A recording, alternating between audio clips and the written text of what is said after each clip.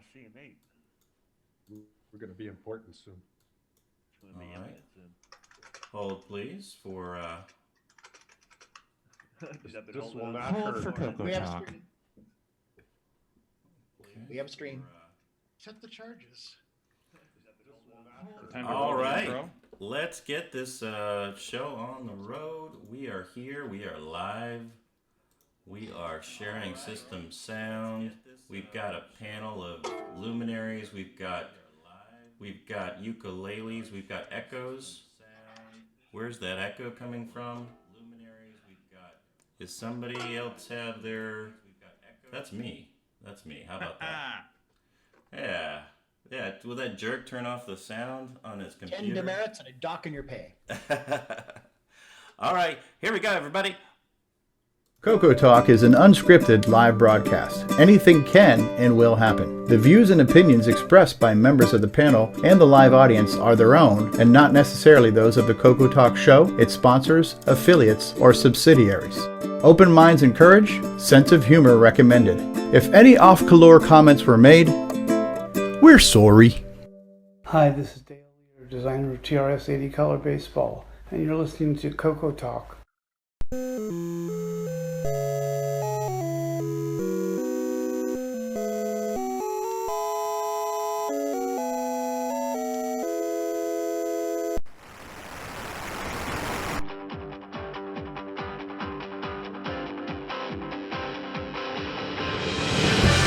This is CoCoTALK, the world's leading live talk show featuring the Tandy Color computer.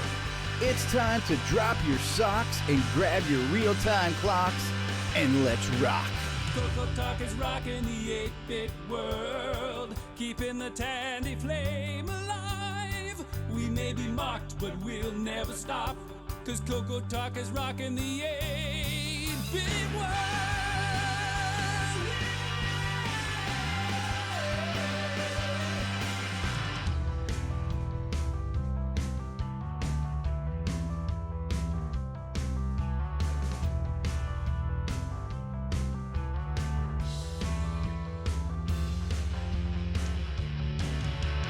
CoCoTALK is rocking the 8-bit world, keeping the Tandy flame alive. We may be mocked, but we'll never stop, cause CoCoTALK is rocking the 8-bit world.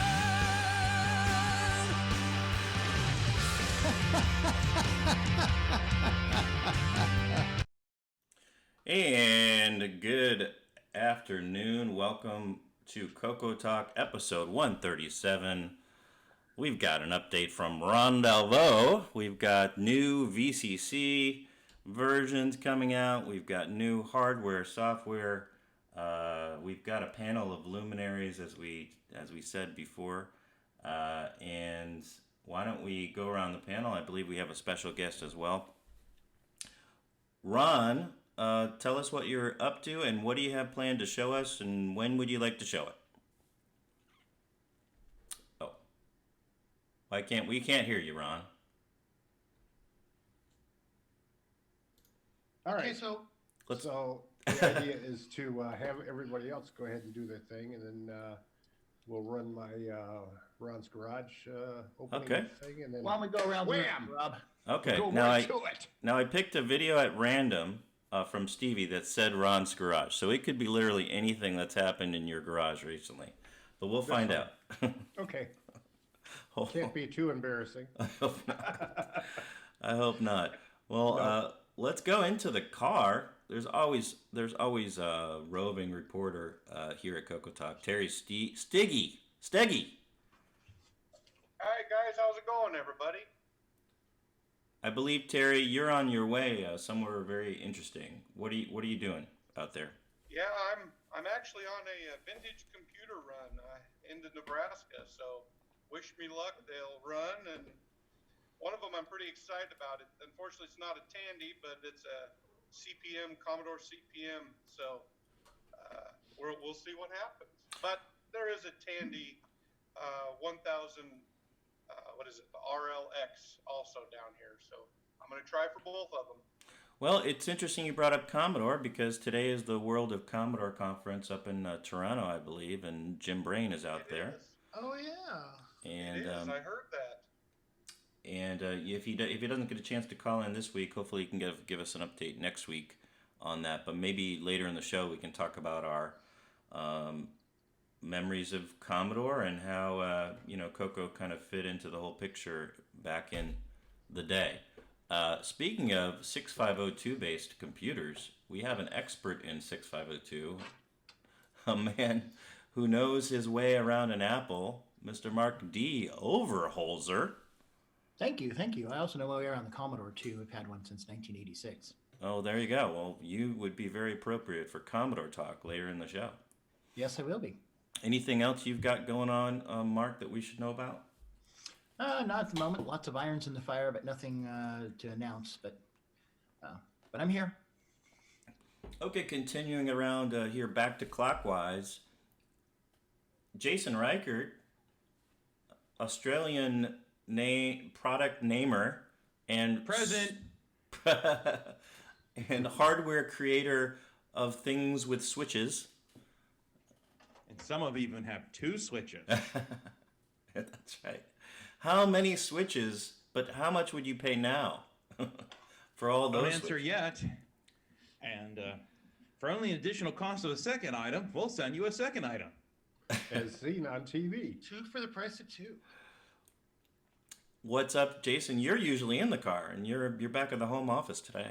I'm in the home office today. Yes, doing some rearranging the home office. Got a bookshelf over back that way. I'm working on getting my Coco stuff on it and having everything organized here and organizing my workspace, and then get my nose back to the grindstone and get some things out of here that need to be shipped out, that kind of thing. But don't forget to store your ukulele behind your car tire. Oh yes, right behind you know what? the rear tire. Yeah, exactly. Yeah, exactly. Behind the rear tire. And then back out. Okay. Don't back out.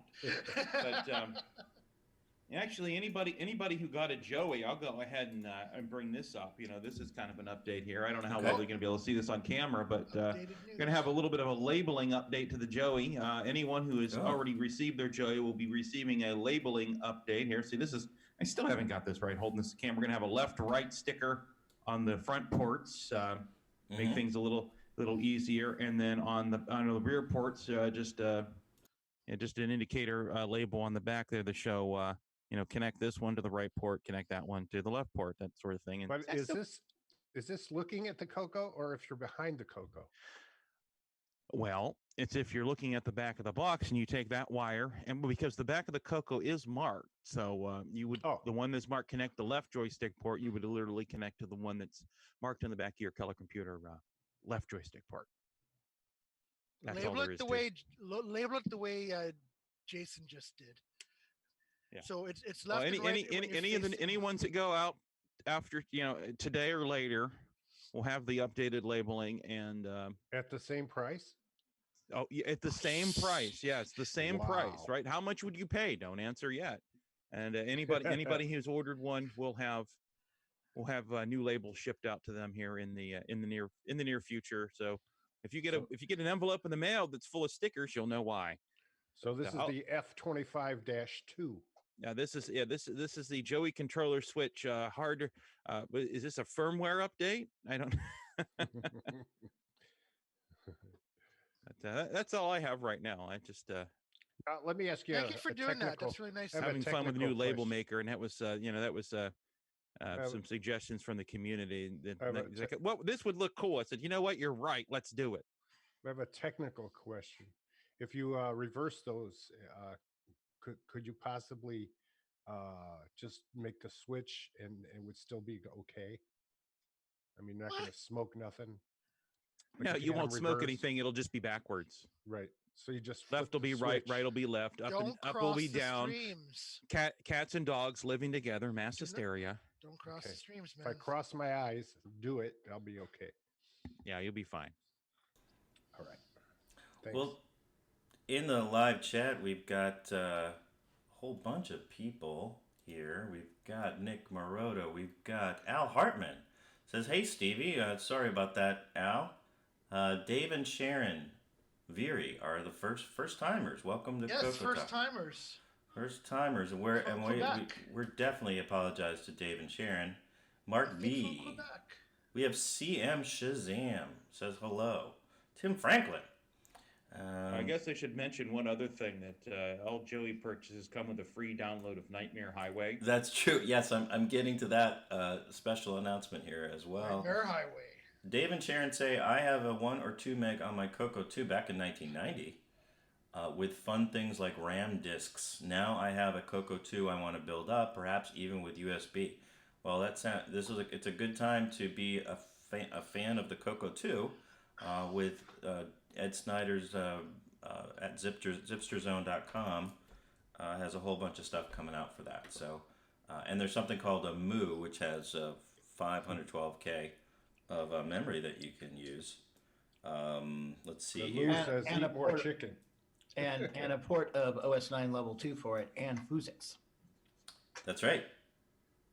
And then, of course, we can't forget Ken Reichert and Nightmare Highway, which is now, 99% off?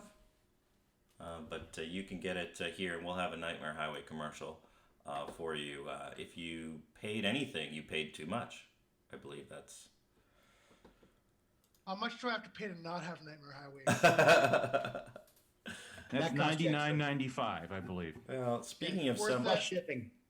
Speaking of someone who's always excited about specials and discounts, and recently hooked me up with a $5 Steam controller, a man who's still on mute but usually has a lot to say, David Ladd. Good afternoon, everyone. I hope everybody's ready for today's show. I'm certainly ready.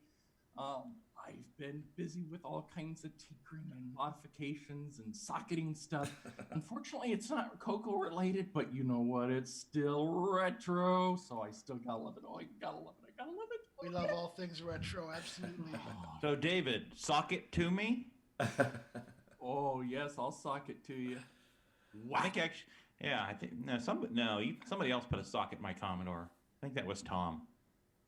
I think you donated the socket, so there you go. Yes, I've got sockets, and my 40 pins just showed up today, so I get to finish my socketing project. Well, okay. Again, this time again with more enthusiasm, David. Now, I have almost no idea what David just said, but he is definitely excited. And someone new to the panel, Eddie. Do we need an introduction for Eddie, or Ron? Do you want to? Hi, Eddie. Yeah. Welcome to the show. Hey, hello all. Do you hear me? We can. Yes. Yeah, well, I'm here to introduce the real Coco Cat. So basically, this is Billy, and so he enjoys my collection of computers a lot. For those who don't know me, I collect mainly TRS-80, and of course I have many Cocos, and in my younger years I used to sell them. I was working at Radio Shack, so and were you working in Canada? Yeah, I was working in Cowansville. It's a small town very close to the New Hampshire and Vermont borders. So you've heard the Coco Do commercial that we play and understood it? Of course. No, I heard it can't be understood because the French is too broken.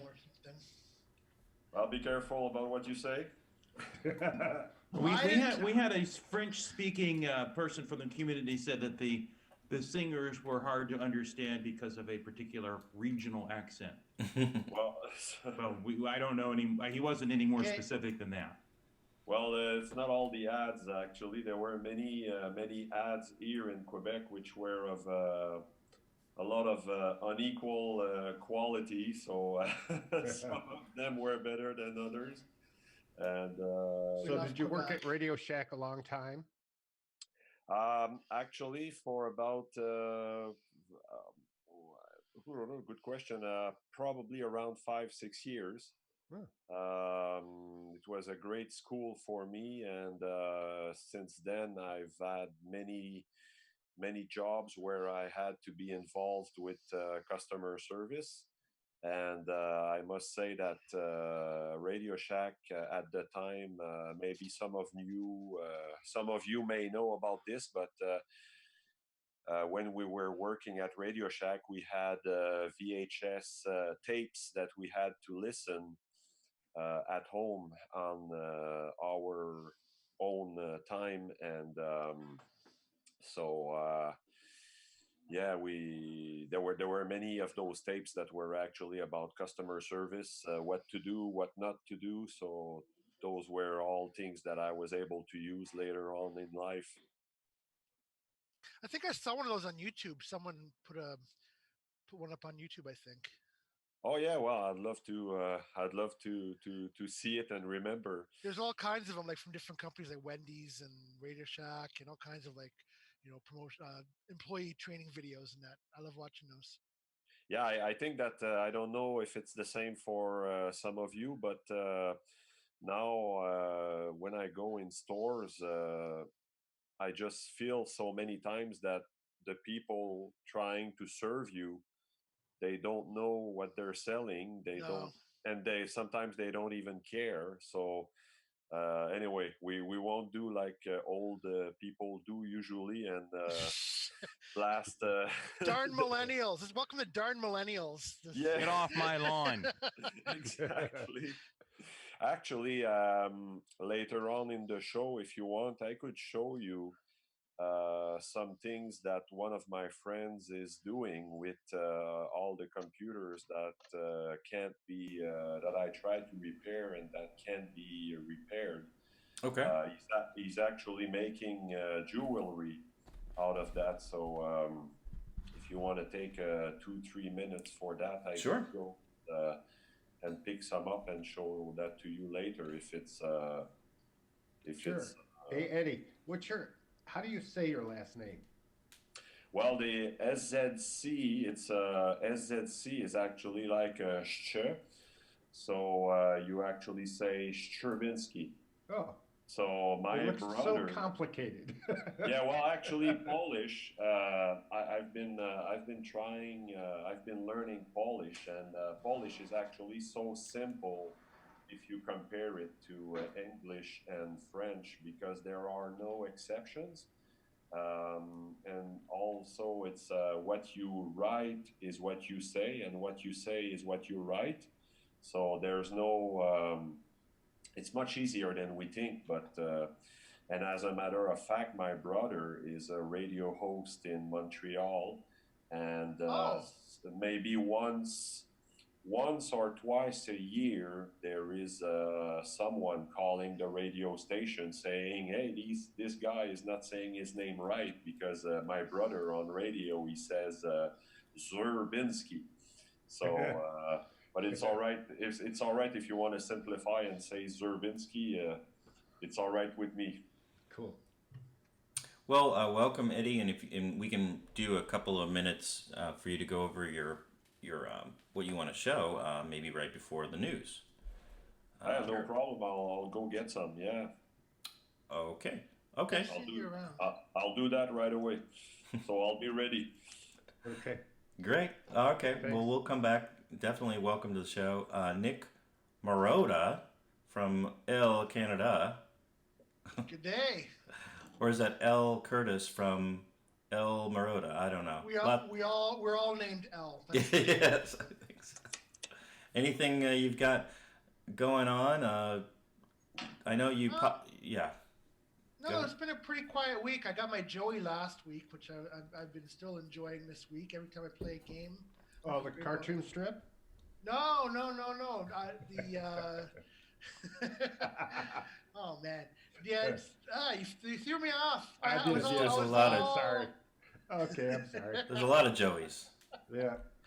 But yes, I've been enjoying that, and not other than that, it's been pretty quiet this week. Do you get up late at night and just walk over to the Joey and just start changing the switches? Actually, I bring it to bed with me sometimes. Yeah, well. So, I mean, that might be too much information. I'm sorry, Jason. Well, well, Won't be taking that one on a return. There's no warranty for rollovers. Oh, darn. Yes. Well, my Hollywood Squares got all mixed up here, so I'm going to pop over to Chet Simpson, who has a very, very big update on Digger 3, I believe. Chet, were we going to save that for next week, or you want to talk about it now? Actually, I mean, there are some things that have been happening with Digger. I mean, I did post the quick promo that it is going to be released soon. I'm looking at somewhere around into this month to middle of January. I've got quite a few things that I've got to finish up and tweak out. And then I was going to bring a video in today. Unfortunately, I did not have time to cut it down, and it ran a little bit longer than I was expecting. It ended up being about 30 minutes, so I've got to go in and try to shave some stuff off. But that'll be available sometime within the next week. And it goes over some of the basics and introduction of using some of the tools that I've created for working on Digger, and some of the things that'll be coming out for that. And Paul Thayer, he hopped on last night and was kind enough to kind of help out with that. I'm helping him get started and set up using that. So it was really helpful to get that video with particularly with his questions on it. So it'll be something nice to watch through next week. Okay. And do you have a YouTube channel or anywhere you're regularly posting content that we should be aware of? Not really. I've been thinking about it. I'll probably set up a YouTube channel or something that I can host it on. Plus, I've got a ton of pictures and a couple of videos I've been taking, because I mean, I've still got eight packages to unpack and a CM8 to go down and pick up right now. So with the door? No, it's down at the front office. So does it have the door? Yes, it does. Yay! Yes, that was nice. That was when I saw it, I snatched it up without hesitation. That's rarer than an X-Pad. Really? Right, and I got one of those too. So, see, I've got, I mean, all the packages, I've got another floppy drive, another CoCo3, CM8. I've got the high-res interface that was sent out this week, this past week from Bill. Very, very helpful in getting that. So yeah, I'm quite happy. I'll get my collection together, so I'll maybe get some pictures together once I've got everything set up. I need to get a desk. I'm definitely going to need to get a desk. Chet Simpson's garage. Something like that. That's more like a shed, but yeah, we'll go with that. You've got a long way to go. You're making me think of the Fresh Prince of Bel-Air there with your background, Chet. Yeah. More like Cheech and Chong, but yeah, that's cool. Yeah, I was thinking 60s flower power myself. Well, there, yeah, I know. Jimi Hendrix or something. These are this is based on a lot of poster art that you could get back in the 70s that you would color in. So they had this was a really, really big thing, in particularly mid to late 70s. And you get a lot of black light oriented ones for especially Ron's over there shaking his head like, oh yeah, I had a bunch of those. Oh yeah. Yeah, black velvet. You colored them in with those Dayglow markers. No velvet. No. No velvet. Get the incense going. Velvet. No. Yeah, that's what they called it, but we all knew better. So. Yeah, and Chet, if you get a chance, if you can increase your mic volume, you're coming a little bit low, but yeah, I can take care of that. I've been having to play with it all week, so yeah, it's hard. Okay. Alan Huffman's here. Alan. Yes, we will be getting to Alan and Nick and L. Curtis Boyle. Nick snuck in. But before we do that, Brian the Music Man has popped into the panel. Brian, how are you doing?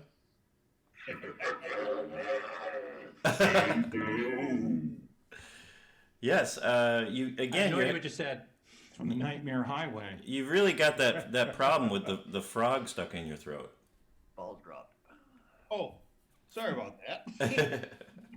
He needed a lozenge. Yeah, I had to clear the throat a little bit. Yeah, how you doing, everybody out there? And that really not too much to report here. Just stuff going on and plucking away, getting ready for Christmas, getting the snowblower going, getting ready for snow. Way ahead of you. I don't know where my snowblower went. Yeah. Yeah, well, I haven't pulled it out yet, so maybe that's helping. Otherwise, just moving along, just keeping on going. All right. Well, welcome to the panel. Also with us, Alan Huffman, who has very easy instructions on how you can use his fork of Bo Zimmerman's Wi-Fi software to create a quick and dirty $10 or $15 Coco Wi-Fi solution, and that's how I did it. And I can go on all sorts of bulletin boards with my color computer. Alan, are you out there? Yeah, I'm on a cellular connection, so the quality is not too great, I'm sure. That's not bad. That's not bad. Yeah, the Bo Zimmerman firmware, the last time I pulled in his current code, I was not able to get it to build with the current Arduino libraries. It would crash. Yeah. He was using some older version. I don't know if that has been resolved yet. I don't have internet at home, so I haven't been able to pull down sources and check the latest. Well, I still use the original copy of that. I never updated it, so it works, and I'm pretty happy with that. And if other people want to try it out, it's pretty easy to get it together. Also, you installed the firmware for me at CoCoFest, so that made it even easier. Are you going to be at CoCoFest again next year? Well, if I can get there, it just depends on timing and money. Okay. Any other updates or projects or OS 9 stuff or? Not yet. I've recently moved, so I had to go through all my stuff, and I've found tubs and tubs of color computer things that I forgot. So I imagine at some point I'll join and do a show and tell of some of the old hardware I've accumulated over the year. That would be great. What's cool is finding all this stuff, and it's just like you just picked it up at the store, huh? Yeah, I have a Super Voice and the old video digitizers and all kinds of stuff I forgot about. Found my X-Pad that's still in the box. Oh, sorry about that. Oh, it's all right. I was just checking. Al, I don't know if you were trying to join, but oh, there you are. Okay, sorry about that. And thank you, Alan. And just jump in if you have anything else to share, and Curtis will be going through the news here shortly. Have fun. And Al, how you doing from Jersey? Oh, I didn't know I was approved. Here I am. You are approved. Sorry, it's a one-man operation. Yeah. Everything. The boys are here in Jersey. Yes, everything okay? Yep. Above ground and above room temperature. Okay. Yeah, that's good. Well, those are two good things.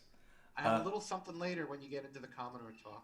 Oh, good. Okay, so we might do a little Commodore talk later today. Nick Marentes, author of Donut Dilemma. How are you doing? Good day, everyone. Yep, I'm doing fine. Yep. Nothing really new to report. Been just testing my Gunstar game, getting it game tested to make sure it's not too hard, not too easy. So, are you getting the crikeys out of it? Yeah. Crikey.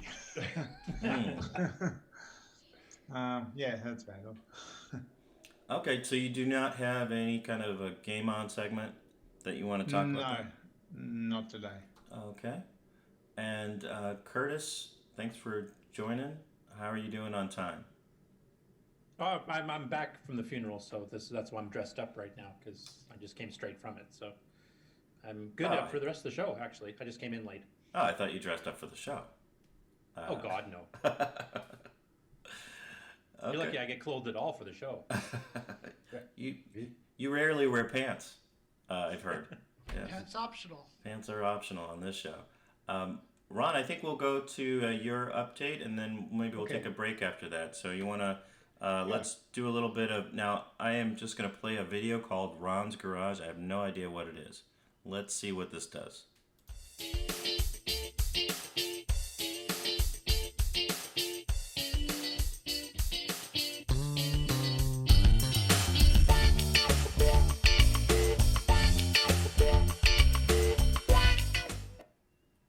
Wow, that's cool. It was amazing. All right, let me share.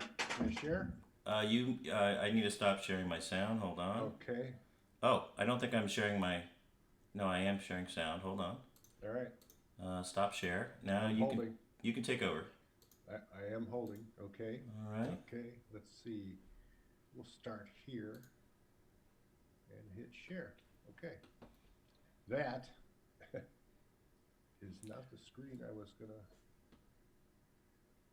Or maybe it is. I can't see what I'm sharing. So. You are sharing your webpage on Facebook. Okay. Ron's Garage. Look at that. Hot cocoa. You see that? Oh, it's even spelled right. It doesn't have that A on the end. No. And then I've been doing some artwork in the past. I don't know if you guys have seen some of the Yes. stuff. I like Born the in Back to the Future 1980 when ones. stuff made sense. I thought that was cool. That is good. And then there's this guy from the new computer game standing behind our Coco for next year's anniversary. You want to know what's funny? I tried to like that. And? I couldn't because you're sharing your screen. Oh. It's not my screen. Jeez. All right. So I found some stuff on, what is this, OfferUp. It was real expensive for 1983 MC10. They wanted $200+ for it. It's ridiculous. Just and anyway, for the MC10, no peripherals? Yeah, no, in the box. But yeah, it's technologies. ridiculous. Wow. And then I got something to show as far as let me go to my. This is what I've done for Roger Taylor. Okay. He has a Christmas DVDs he's putting out on the 10th of this month, and I did the artwork for him. That's the front of the CD, or it's a DVD, I should say. And this is the back. It says, look in the Christmas folder for these items. Christmas Smash, 512K needed, arcade game by Roger. Yule Log, 512K needed animated fireplace by Roger Taylor, plays music. Awesome. Christmas Rush by you know who. Christmas issues of the Rainbow, many other Coco magazines, many Coco archive images. He went and downloaded a whole bunch of stuff from the archive. It's on the DVD.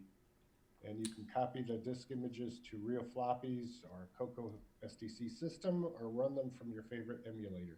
Now, does anyone know if Xmas Smash is a new game, brand new, or is it something that previously was released? It's a adaptation from another game he has done. Okay, so it's in the crystals or whatever they were. Jeweled? Jeweled, yeah. It's offshoot. Oh, okay. So it's like Jeweled, but instead of diamonds, it's going to have Christmas. You get to smash Christmas ornaments. Okay. We have cats for that already, I think. But, so you'll enjoy it. So anyway, that's what I had to share. It's coming up. I don't know exactly what the cost is yet, but he's real excited about being. Ron, do you know if he's offering it on SD card or anything else too? That would be like instantly put into. He talked about that, but I don't believe. Because I don't even know if I have a working DVD player anymore. Oh. Crazy. Like for a computer type thing. So. Well, for those that do. Right players will do it. This is what, 4 gigabytes of goodies in it. A typical DVD, unless it's dual layer, but I doubt it. So that's it. I guess I'll back out of here if I can. Nobody backs out. So is that the address that you? Okay. Is that the URL to order?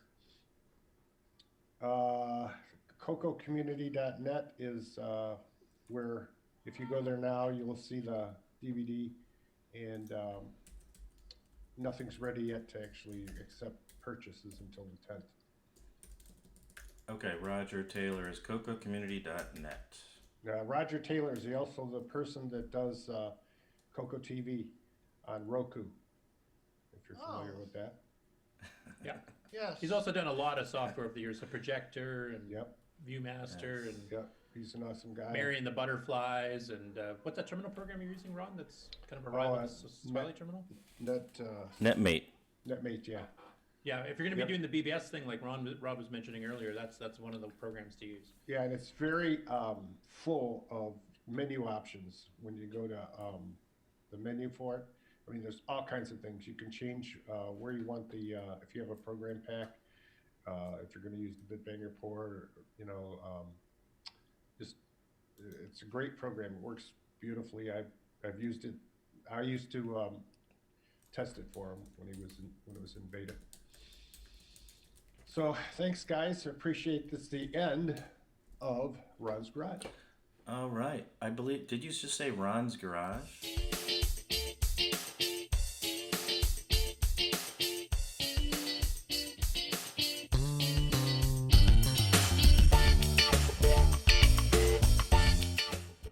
All right. I wonder if I order the DVD, will I get it before Christmas? That's the idea, I guess. Well, yes. No, I'm in Canada, though. Oh. What day do they have Christmas in Canada? Who knows? Maybe he'd make a download available, possibly. Who knows? Is it like Thanksgiving where it's on a different day? I What's thought Boxing Day was more important. What's 25 in Fahrenheit? I can't remember. Darn cold. That's like 70 something. Depending which way you're going. So December 70 something. All right, so we want to take maybe a break here and do some Nightmare Highway. Why don't we do a Coco Thoughts and maybe a little Nightmare Highway? We'll come back with news with L. Curtis Boyle. As you start your journey to Coco Fest, you notice the road ahead is littered with rogue furniture. You realize you are driving on the Nightmare Highway. Nightmare Highway. The game for the Tandy Color Computer 1, 2, and 3. Nightmare Highway. Nightmare Highway.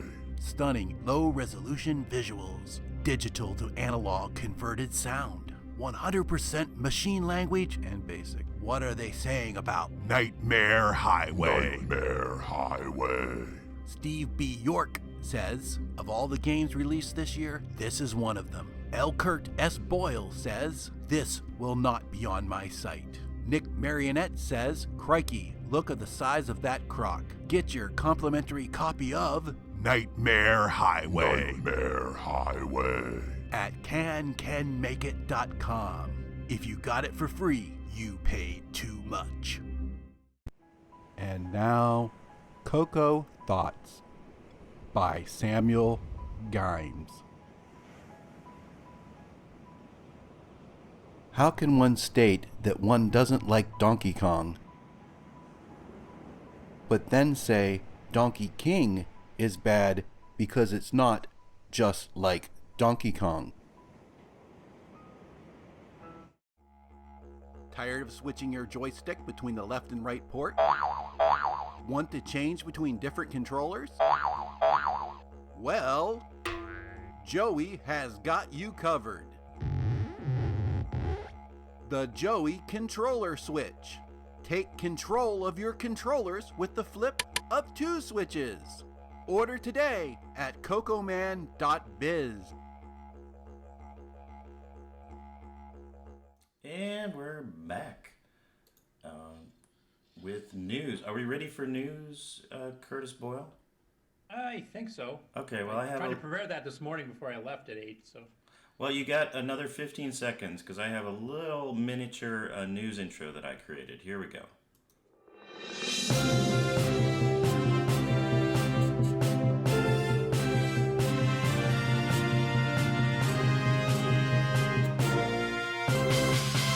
And now a Muppet News Flash. Like me too, that Muppet there, that was good. Oh yeah, first of all, I'll make one mention because you played the Sammy Gimes episode where we're talking about John Schaller's reaction to Donkey King on the Coco Game podcast show.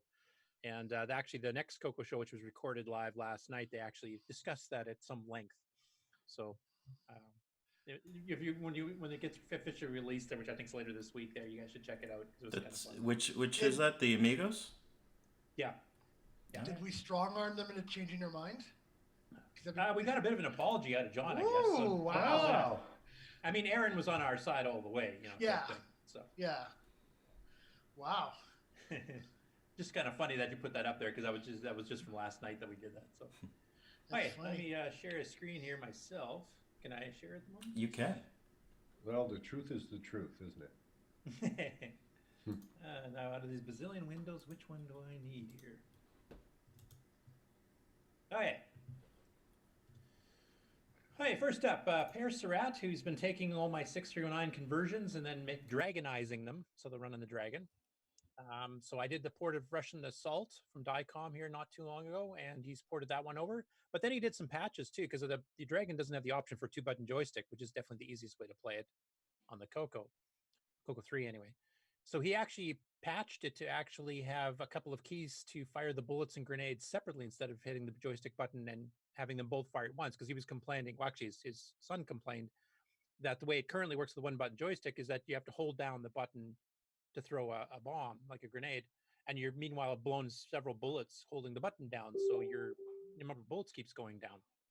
And his son suggested that's kind of bad because we don't have an option to do them separately. You have to basically blow all of your ammunition just trying to throw a bomb. So he patched it for using a couple of keys to actually do those two separately. And I think we're going to try to backport that version back for the Coco 1 and 2 owners. So that way, if you have a 1-button joystick, you can just use the buttons on the keyboard instead, and then you can control your grenades and your bullets separately, which I thought was a pretty good hack. And I don't think he was planning on putting up some screenshots of black and white versions for the Dragon on some of these. I don't think he's got them up yet. No, not yet. Anyway, many thanks to him, because he's been putting these all on the Dragon for me for the 609 enabled Dragons, and he's been actually getting some good reaction in the Dragon community from that, and several people have complimented him on that. So, kind of complimenting us for sending these games over. Some of the games the Dragon never saw before, some of them they have seen before. So, just thought it was cool. Oh. Number 2, Pitfall Jerry, who actually was in our chat last week. I don't know. I haven't had a chance to look at the chat too much today. I don't know if he's in there right now, but he made an MC10 video, which will work on a Coco 2 and 1, 2, and 3, of course, using semi-graphics to do a little Christmas theme thing. And he's actually, I won't play it for more than like 5 seconds because he's got pre-recorded Christmas music. I don't know if that's going to get us a ban if I start playing it, but it's an animated fireplace that he's got 1 hour's worth of Christmas music running in the background. So you can kind of just run it from YouTube as a background, kind of keeping the Coco theme. Okay, and I just want to jump in. Eddie, we'll do your update here right after Curtis finishes the news. So I just kind of forgot about that. So we'll continue. Well, if it's news, I mean, we can insert him in and I can just come back. Well, I was going to give him a few minutes, Eddie. Whenever you're ready, you just let us know. You out there? Well, we'll come back to Eddie. Is my point. Sounds good. Anyway, I won't play, like I said, because of the music there, but it's a nice animated fireplace. If you want just something ambient running in the background, like a lot of people put Yule logs and that kind of stuff up from YouTube, playing Christmas carols, this is a Coco themed one that does the same thing. And I would post these links into Discord if Discord was running. Now, I was actually going to ask you guys, because I got a report from David that everybody's having problems with Discord right now. Is that true? That Discord's down? It was causing me some problems. Because when I tried logging in, they actually had a big warning page saying that Google's trying to look at something that went wrong on their end because they're part of the servers or something. So yep, it's not pretty major, whatever it was. It is. Huh. It's not working for me. Okay, yeah, I couldn't even log in. I couldn't get any messages, nothing. So I mean, from before, but I don't know if there's any updates going back and forth. So. Okay, well, I'll check that after the news and see if it's back up again. Next one up is Evan Wright. We've had a bit of progress. He's on the 3D Monster Maze, which is a port from the Sinclair ZX or ZX, if you're in the States, 81. And this was one of their premiere games because it was a 3D one. It actually came out before Phantom Slayer too, so it's got that going for it as well. And he's making a new cartridge version here now, and he's actually got a pretty good demo of it that shows it. And basically, this is a status update, and you can kind of see he's colorized it, and he's added some extra things to it. So I'll just play a little bit of it. Is that loud enough to hear? I don't hear anything. Can you hear it now? No. Okay, let me see here. I'm gonna have to stop my share and start again so I get the sound share. Unless it's going through to the YouTube, but I don't hear it. Nah, that might have been me. I was kind of rushed. Okay, I'll rewind. Hi guys, here is the latest progress Can you hear now? on 3D Yes. Monster Maze. This is the color calibration. Actually, it's only 2 screen, minutes. I'll so just let you it play. Get your palette set correctly. This is just a reuse of the code from the Wumpus cartridge. But if we move on, you'll see we've got a title screen. I'm going to clean that up just a little bit. And when we start here, now we end up in the game. And we are in a randomly generated maze. And you may be wondering what that black screen was that we just saw there a few seconds ago. And I can move around with the arrow keys, and it shows you your compass direction at the bottom. And if I hit the M key, it puts me in a top-down view, so you can see.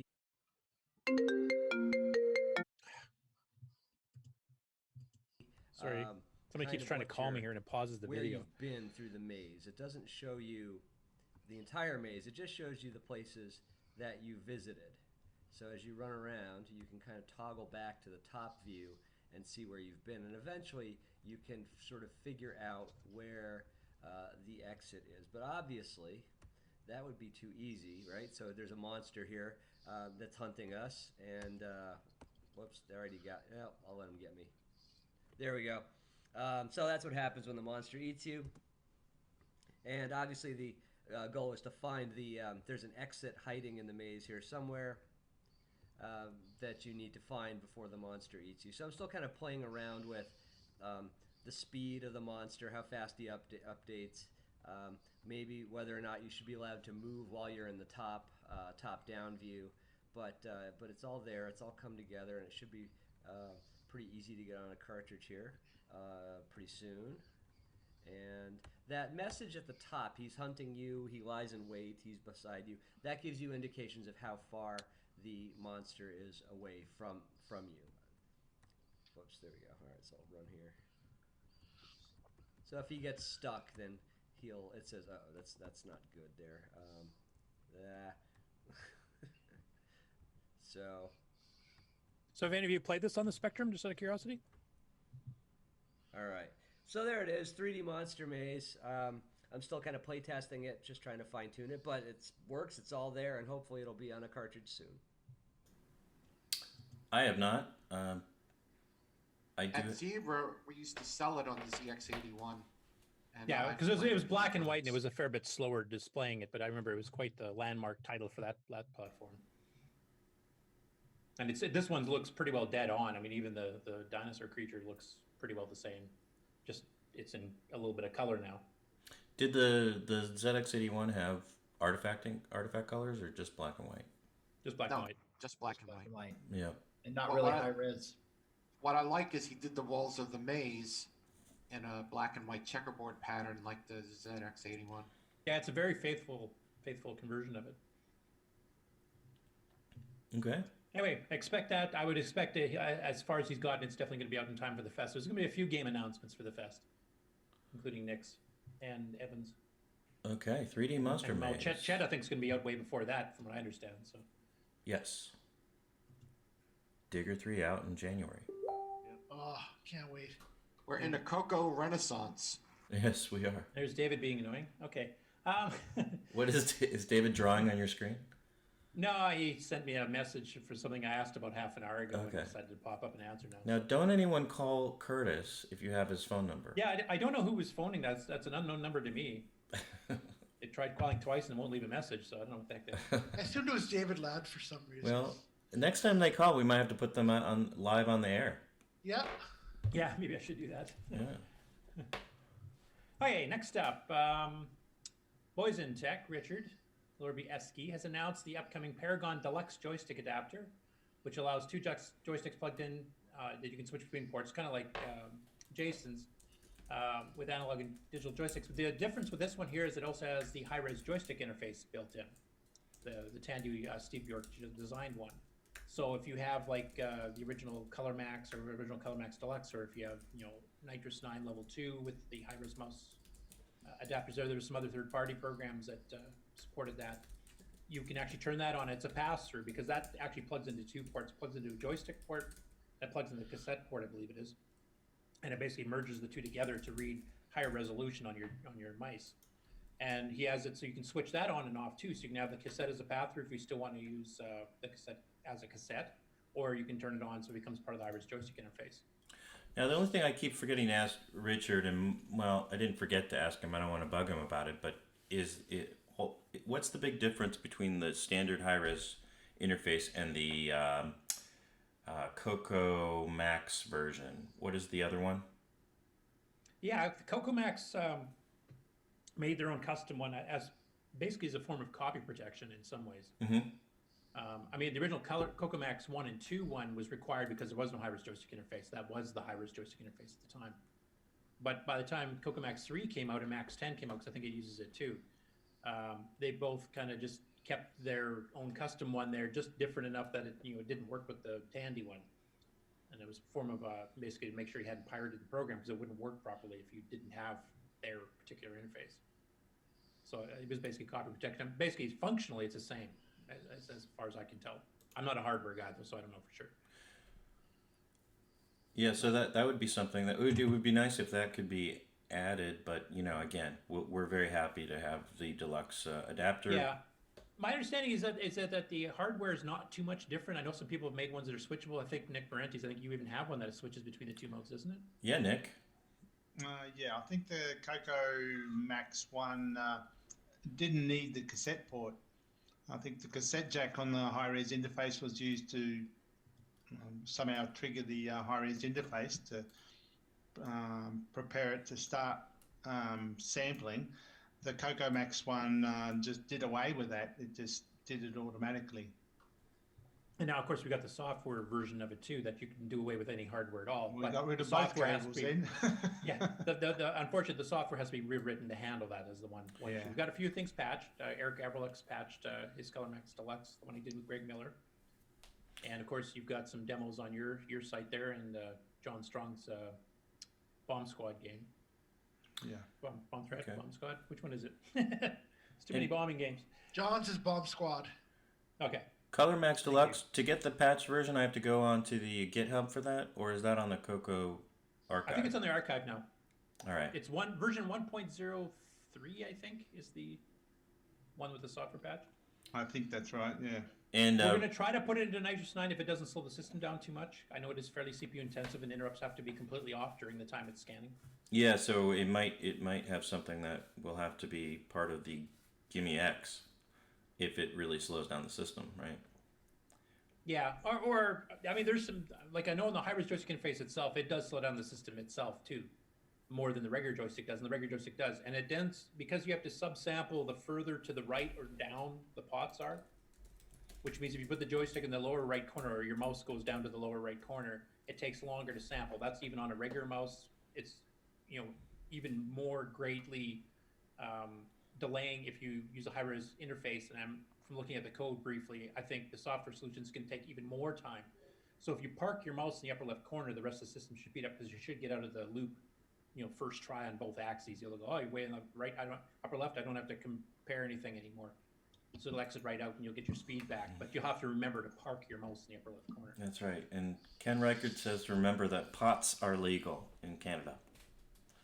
Oh, they're legal in some states too. So yes, pots as in the joystick pots. Potentiometers. Yes. Richard Lobieski says regular Paragon adapters will be available Monday on boysontech.com. Oh, cool. Yeah, I know he's been catching up on stuff hardware-wise, the manufacturing.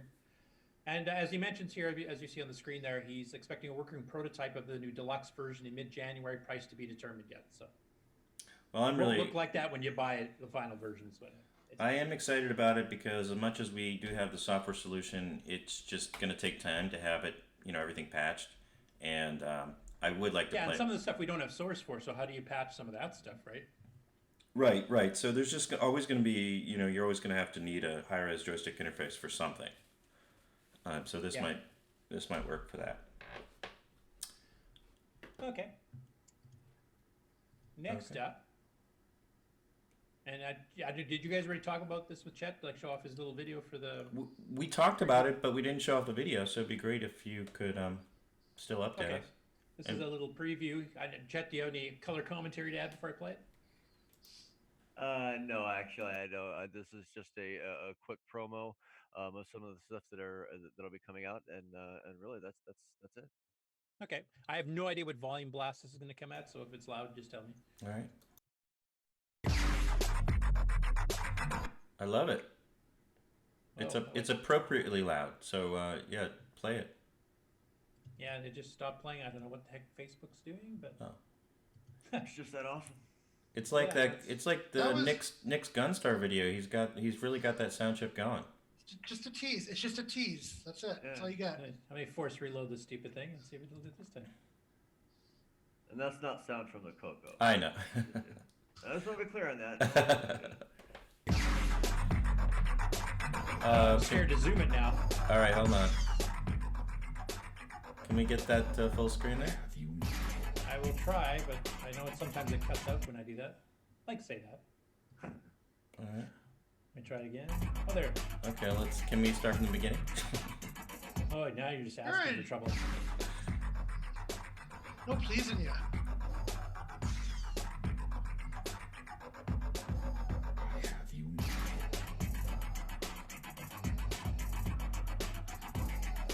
This looks awesome. And go to colorcomputerarchive.com and download the preview today. You can download it right now, and you got 5 levels, including the amazing Batcave level number 4. Where is that? Colorcomputerarchive.com. Nice. It works on a 6809, right? This one doesn't require 6309, correct? Yeah, this is 6809, 512K. You know, there's nothing special that you need. No sound cards, nothing. So. Okay, cool. I am looking forward to this one. I probably won't get past level 5 or 6, but I'm looking forward to it. Oh, whatever. One of the big things that is being done before the release, and this is one of those items that has to be done, is there's a lot of tweaks that are being made to the input system and the way that works.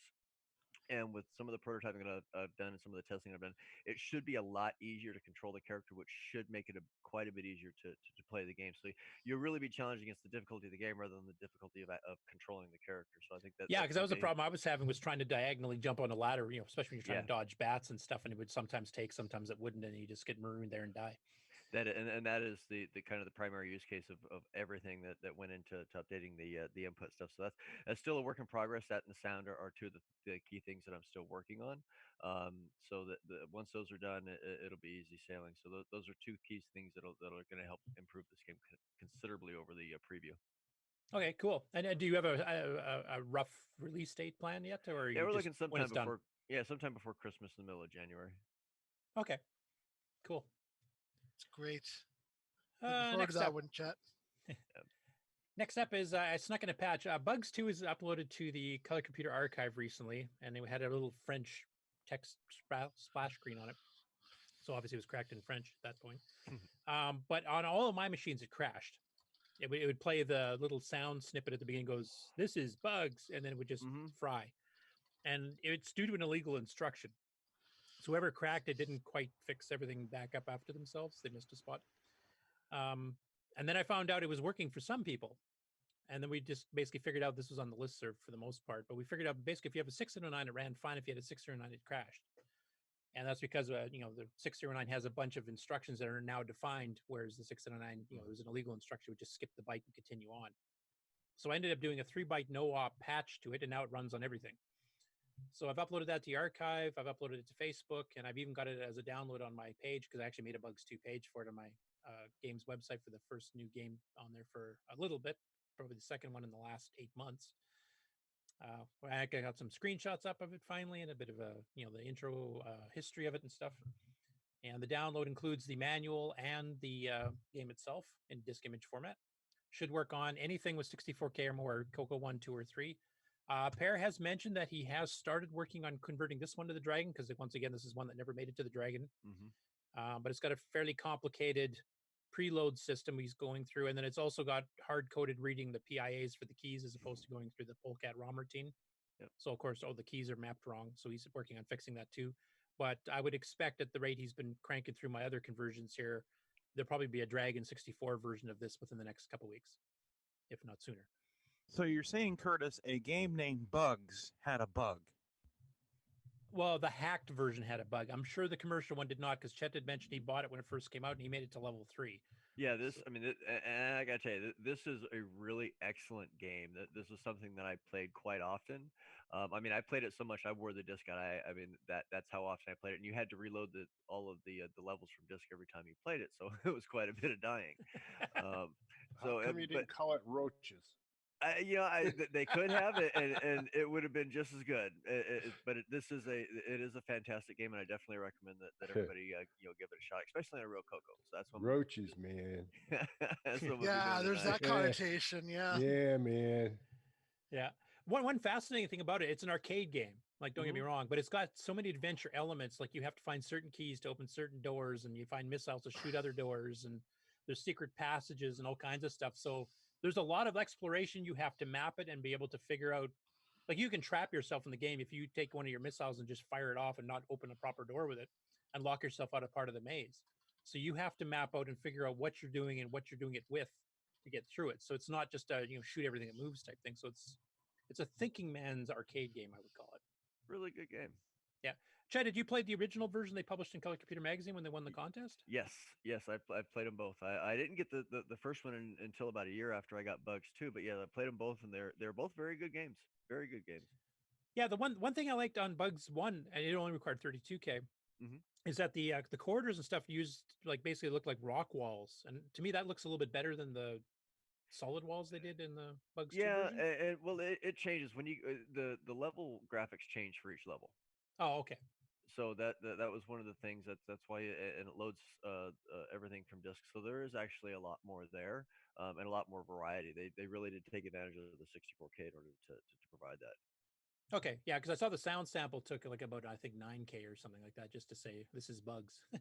Yeah, if you look, and there's a few screenshots. I think it might be Bugs 1, both in the old Rainbows and the old Hot Cocoa and Color Computer magazines, where it's rather than the artifacting, it's just white and it's jagged, kind of like a filled in downland. If that's the one you're talking about, that's actually I think that's level 3. Oh, okay, so that's what happened. Yeah, I think I have the original in here. Just a sec. Yeah. That one? Yeah, I'm pretty sure that's the same. That could be level 2, but I'm pretty sure it's level 3. Okay. Yeah, because I was level 1 on the Color Computer Magazine version. So that one's available for download too, of course. So if you want to play the junior version, you can play the one as well. So yeah, so you got more variety in this one. So yeah. Yeah, excellent game. Speaking of games, Steve Bamford, and we've got a little section on Discord, which unfortunately you can't get to right now. Good thing I downloaded this on my own separately. But he did a little bit of an update for this. Is it pronounced Circe's Island?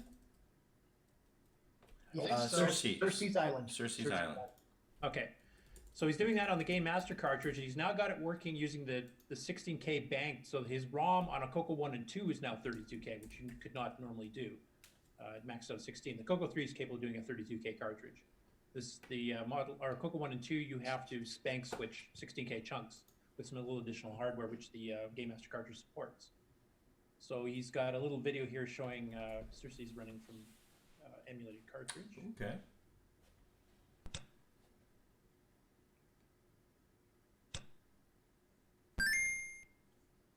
And Game Master cartridge effects, of course. Of course.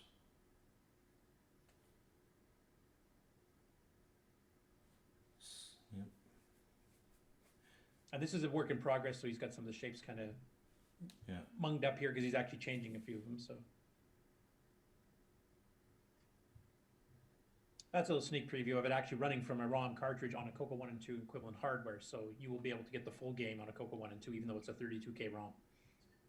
Yeah, this is going to be a big deal, this game. Yeah. We've seen before and heard the sound effects and the background music he's had on the previous demos, and it's an excellent Coco 1 and 2 platform. Next up, I don't know if any of you guys know who this is, and if you do, please tell me because I don't have a clue. There's a person who goes by the name Buttons on YouTube. It just started doing some Coco gameplay. They've got a Coco 3 and a Coco 1. The two gameplay videos I found earlier this week are both on his Coco 1. So there's Galagon and Pack Attack 2. And he just does basically a game playthrough, and he's playing it on a monitor that he's hooked his Coco up to directly. So this isn't an emulator. This is the real deal. I don't know if I've heard of either of those games. Have Serious? Galagon? Yeah, Galagon? Is Yeah. okay. I'll have to check It's the. a really great version of it's a really good game. All right, I'll have to check it out. It's not Gala here, it's Galagon. Yeah, Spectral Associates. So anyway, he does a basic game playthrough, no commentary. He has the sound effects you can faintly hear in the background because he's recording from his camera. But I don't know who this is. I don't know if he watches the show, but if you're out there, like, let us know and let us know what you think of some of the games and stuff too, because it's All right. kind of cool. You've got a system set up to do so. He's the So man. that's the Galagon. He's a man so really nice. blowing up. They named him twice, huh? Buttons. Yeah. Buttons. All right. And then his second video he like there's 3 levels of difficulty in Pack Tac 2. So he actually did a video for each one. I'm not going to show all 3, obviously. Are these the real colors of these games? Yep. Yep. They're both in the green. Pretty close. I mean, the camera's a bit offset, so you're kind of getting a green bluish hue more than normal. That should be like white in the back. Oh, that's a white border. Yeah. Oh, okay. Yeah, just the color temperature's off a bit. Yeah, and part of that's the angle from the LCD screen. But yeah, he has a couple game playthroughs. It sounds like he's planning on doing more of these, so I'm going to keep an eye on it because maybe he'll play some games we haven't seen much, or maybe he's really good at it and control the levels.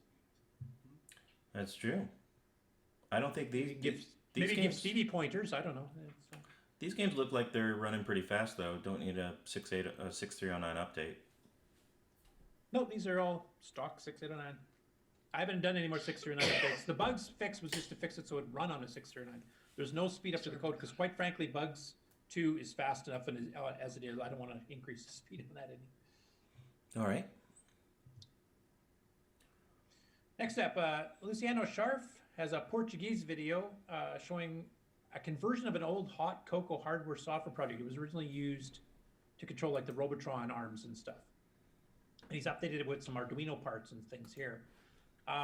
So I basically translated with Google, so I don't know how accurate this is. I don't know if anybody here speaks Portuguese or not. But what he describes it as a Brom hacker project published in Hot Coco magazine between 1984 and 1985, with modern modifications such as the use of Arduino relay modules and code. Originally intended for control of an Armatron mechanical arm, the interface allows the simultaneous use of up to 16 relays and can be used to control up to the limit of the installed relays, toys, appliances, digital panels, and other things. So this is kind of just a description video of the board that he's kind of adapted from the Hot Coco article with some more modern parts. And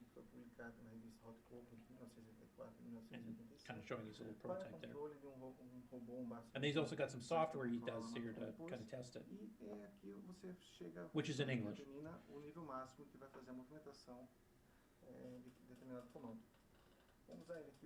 I thought it was cool taking an old article, a hardware article from, almost 40 years back and then modernizing it with some modern parts so it becomes a new hardware.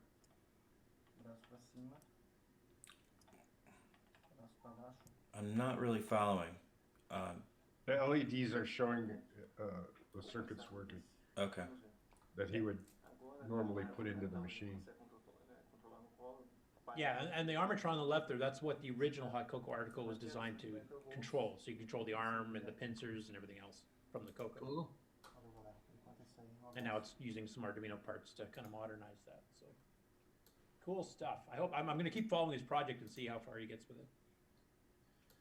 Next one. This was a rather interesting one. This is a YouTuber called Speedruns for Charity USA. This is not a speed run, just to tell you up front.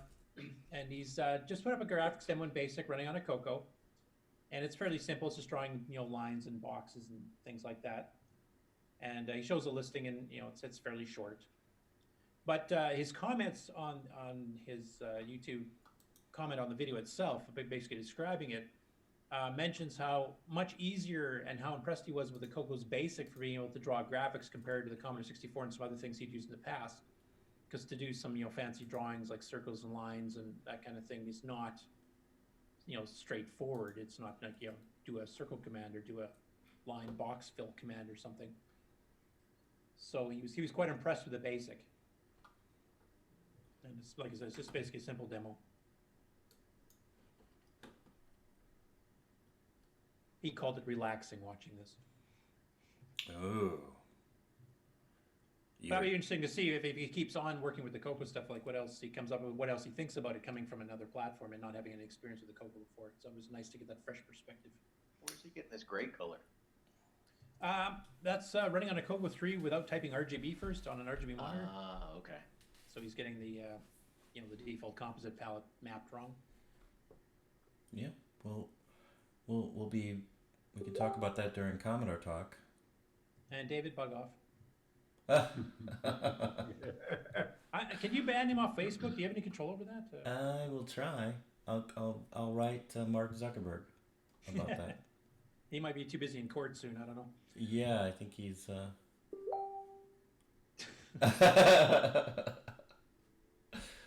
Always has to be the center of attention, that boy. David Ladd, everybody, the comedy stylings. Yes. Okay, Paul Thayer put up. He'd written an article on Programming Basic, which was meant for the New Rainbow magazine that a few of us are working on. Well, a few of us, not meaning me. Ron, do you have any update on that, or Mark? Nope. Mark Overholser. I'm took learning that over, but yeah, I'm you know, working on it slowly. Yeah, it's going to take time. It's a big thing. Okay. So anyway, he decided, because he wrote the article, I think he said about a year ago, he decided just to publish the article because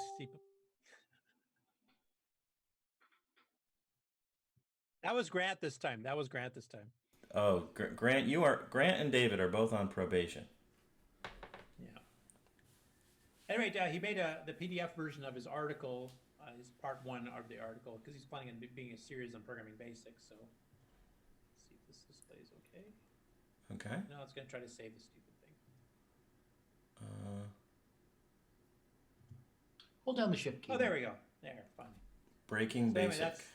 It's like Breaking Bad. Yes, Yeah, actually, he designed it to look like that in the logo there, which is pretty cool. Yes, if it's making me think of meth. Lots of Right now, Grant and David are making me think of meth, but go on. I think of Winnebagos. Tag. Oh, what do you think of, Ron? Winnebagos. Oh yeah. Yes, those were the days when you could just make some meth in your Winnebago.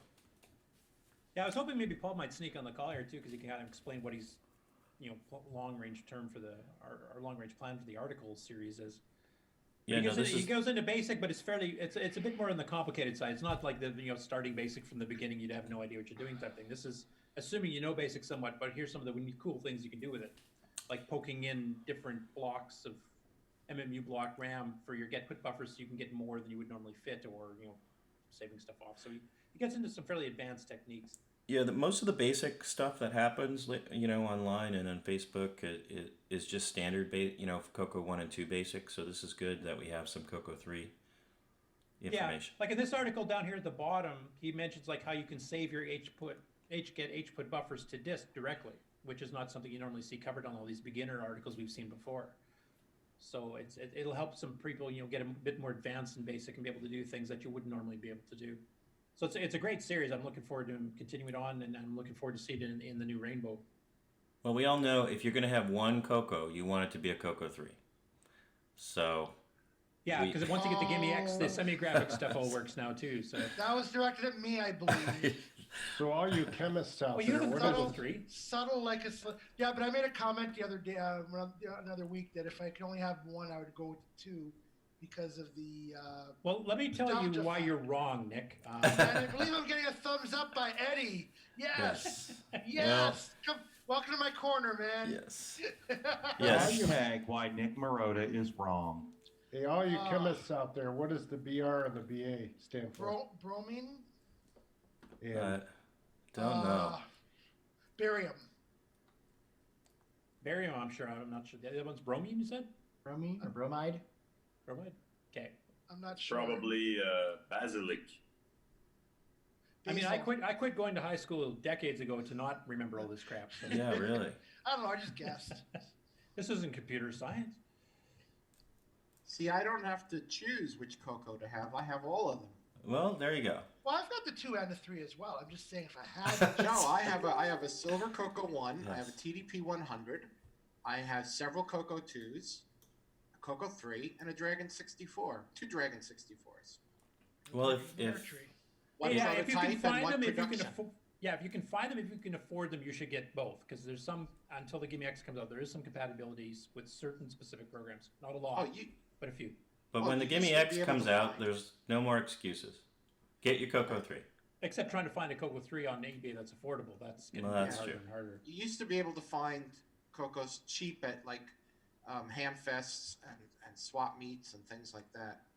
Because people used to sell them for like $5. They had no clue what. Yeah, and now they're going for like 150, 200. I've seen. Well, we saw an MC10 that Ron showed earlier for over $200. Yep. Wow. Well, 300. Yeah, that's for propping up a fancy door. Well, you'll be able to eventually put a new Coco 3 board in your Coco 2, or a new Coco 2 board. But when Zipster comes out with his Coco 3 Plus, then you'll be able to get it that way. And he's working on the Coco 2 Plus also. Yeah, in fact, the Coco 2 Plus, I'm imagining, will come up first. That's right. Yeah, I think he's doing that as a proof of concept and to learn about the architecture and figure everything out so that the Coco 3 Plus will be a little easier to do. Okay. Yeah. So what do we got here?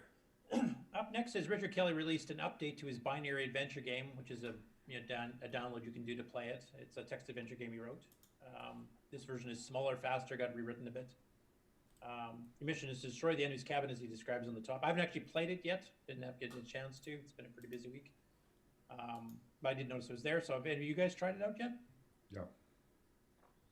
Nick, did you? Because I know you were commenting on it. Nick Marotta, I should mention. No, I haven't. I just made a smart ass comment, but it doesn't mean actually. You? Smart ass comment? I wouldn't have imagined. I saw an opportunity and I took it.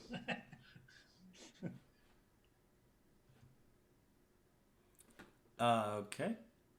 Okay, next up. This is a person I've not seen before. He's from Australia. I even asked Nick if he'd known about him back in the day, and he did not. Another one? I thought Yes. I thought all the Australians knew each other. Apparently not. All right. Do we have our quota yet? And he got a couple of things wrong in his speech there, but no biggie. Well, he's kind of going from memory, I think, too, and he hasn't been active with it in decades, and now he's kind of getting back into it. Actually, But his name is getting- Mark Snell, and his older brother bought the Coco first, and his older brother also got a career in computers. And then I think Mark said he was 8 when the Coco 1, when his brother brought the Coco 1 home, 4K type thing. And so he released this, and I guess he's part of the Tech Doctor Network YouTube channel, which has a lot of technical hardware type stuff. And this video explains how he got into computers, which was with the Coco 1. And he also mentioned that he'd gotten some articles published in the Australian Coco magazine, which from what I can tell is not the same as the Australian Rainbow magazine. Nick, can you verify that? No, it was a locally produced one. Okay. The other one was basically copies of the American articles, whereas the Australian Coco magazine was meant to be its own unique magazine. And was it a fairly sizable one? Like I haven't actually seen any of them before. Not as big as the Rainbow used to be, of course, back in the day, but it was a pretty good magazine, though. Yeah. Okay. Anyway, it goes through the history. It goes, we got his very first hardware projects was putting an LED power on light that he shows and stuff. Can He's you got some show pretty- his old Coco one? It's pretty rough. Yeah, the one that was buried in the bottom. Yeah. Well, this is Coco 3, I guess. Yeah, but it's his original. That's pretty cool. Yeah. Oh, there Yeah, it that is. was after pulling it out of the shed, which it had been for years and years. That doesn't look too bad. It could be. Yeah. It looks well used. Yeah, There well might be loved. rat scratches on the top. I'm not sure. But if you look up by his hand on the right side from our viewpoint, you can see that little black spot on the curve before the air vents, and that's the LED power on light he put in when he was like 10 or 11 or something. So it's his first hardware project. Nice. And I believe this model was so old that the serial number is written in binary code underneath. Not really. It's actually a decimal number, but yeah, he had 1101, so that was kind of cute. Yeah, he thought it was. Now, I don't know, and I don't know if anybody No, I else think he knows, was because kidding. Tandy was notorious for not telling anybody anything about sales figures, but I believe that the numbering on the PAL version started over in 1 compared to the NTSC version. I don't think they started in shared numbers, or did not add unique numbers. I think they started in completely separate. Did So they you do know. that with French ones too? I don't know. Nobody at Tandy wants to talk about sales figures, even though, Radio Shack technically went bankrupt for a while there. Like, I don't know why the big secret. I don't understand it, but that's what they do. Anyway, I'll find one of these magazine covers here. He got 64 canner now, right? Is that what he said? Yeah, and he has a broken pin on, what is it, the VDG or something? Yeah. Yeah. Yeah, he was trying to make a dark mode. Reverse video. Right, yeah, and I said it's stuck in reverse video. You can't shut Right. it off. And here's YouTube being a pain in the butt.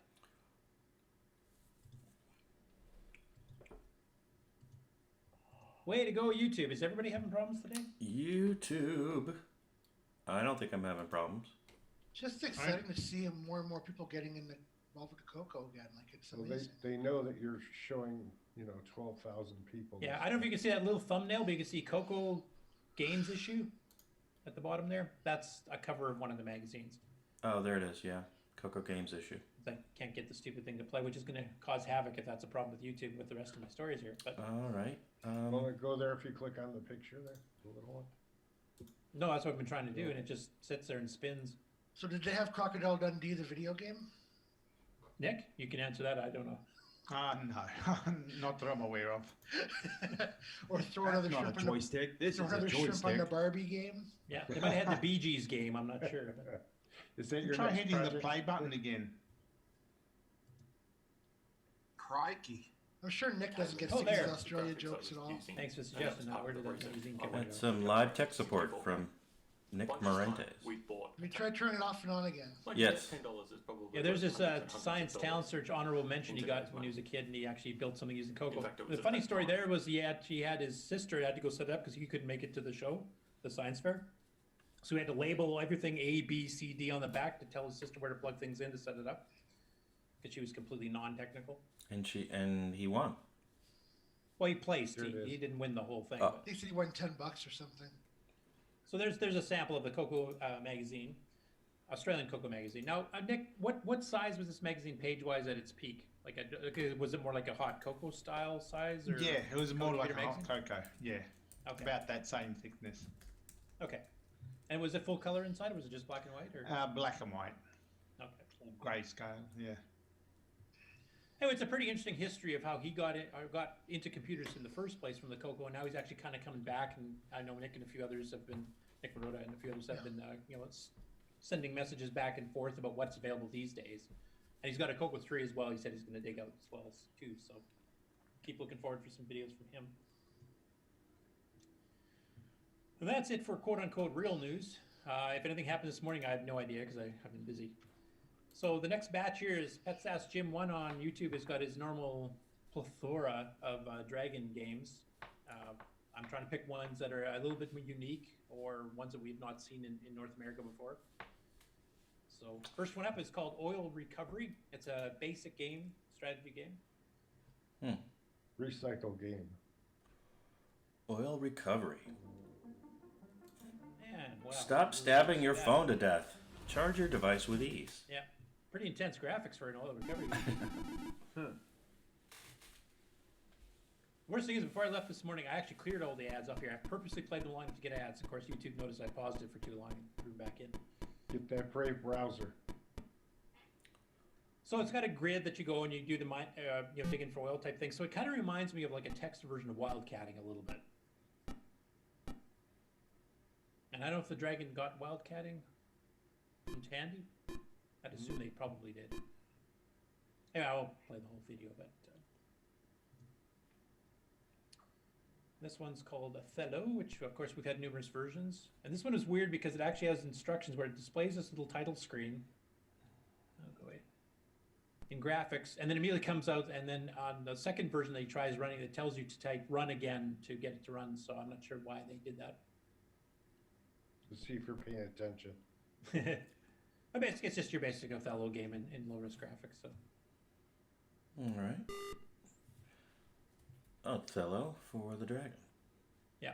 Odyssey, which until I noticed the spelling, I thought was an Australian game. Apparently not. Is a basic game, but it's a fishing game where you have to dive your bird down to get fish out of the water, but you also have to protect your nest on the top of the tree at the edge of the water because there's things coming up the tree to try to steal your eggs or whatever it is. So it's actually fairly interesting gameplay. Now it's basic, so don't expect miracles, but it was rather unique. I've never seen a game that kind of did this type of thing. All right. Dropping fish. Putting ads. The instructions at different points depending. There's different levels of fish. Keyboard or joystick. Can we get? Can we move it? Okay, there we go. All right. So you're the bird that's flying around the top, the orange bird, and then you got those 3 rows of fish at the bottom. Your nest is that purple tree with the nest on the top. And it took him, the guy who was playing the Pets Ask Jim here, a while to figure out what exactly he had to do. So you'll see him flying around aimlessly, and you have to hit a certain key, I think, when you get to the water to dive in. So you float above the water. But you'll see things, crawling up the tree and trying to get at the nest. So you have to, double back and go knock them down. And like here, you can see that little guy's crawling up to go steal eggs. Oh. So you can just, throw them off. You're protecting your eggs.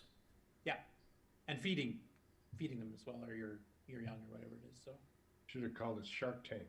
Shark Tank. Maybe those are piranhas. I don't know. Next up, I expect Sharknado for the Coco. Okay. I don't mind the colors. Yeah, I mean, considering the color set he chose, he actually didn't do too bad with them. The interlacing on the bottom there, or crosshatch, I should say, actually does give kind of a nice bluish color, so it kind of fits. And not bad speed for a basic game. Oh no, not at all. And there was a bunch of these. There's the company Applied Systems Knowledge did a ton of arcade style or educational games with some arcade elements to them, I should say. So they did a whole series of them. There's Number Puzzler, Number Gulper, Number Chaser, blah, blah, blah. Each of those has many sub-games. And if I display them, I'll be like about 30 videos to show. So I'm just going to throw a couple in here just as examples. Actually, they did pretty good putting that logo on there. Yep. Here comes an ad, I bet. Oh, maybe not. Fast forward a bit.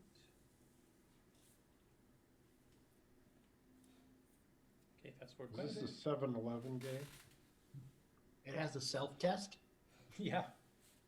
Self-test in this case is not self-testing the game code. It's self-test as in you're just testing your own math skills. Yeah, I thought that too. I was going, what? Is going to analyze a ROM or something? What? So yeah, basically it's just, they're educational games. Some of the other ones are a little bit more interesting though. I can't remember if this is one of them or not. Let me see. Let's fast forward. So this one's Number Puzzler.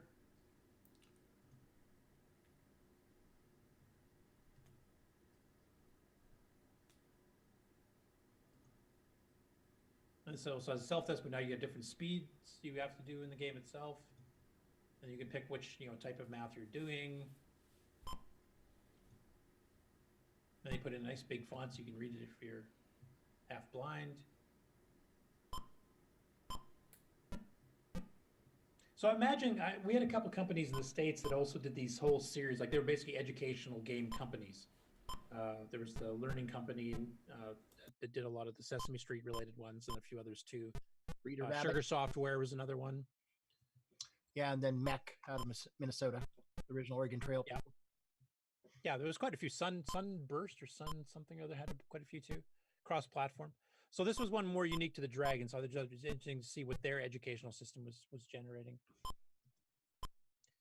And this one here is a little bit different. This is one had some arcade style elements to it. So you get to pick which vehicle you want to play, and there's different, gameplay mechanics a little bit between them. It's not just replacing a shape. I just have one in here just to demonstrate here. So I think I chose a Jalopy one here in this case. And then keyboard or joystick.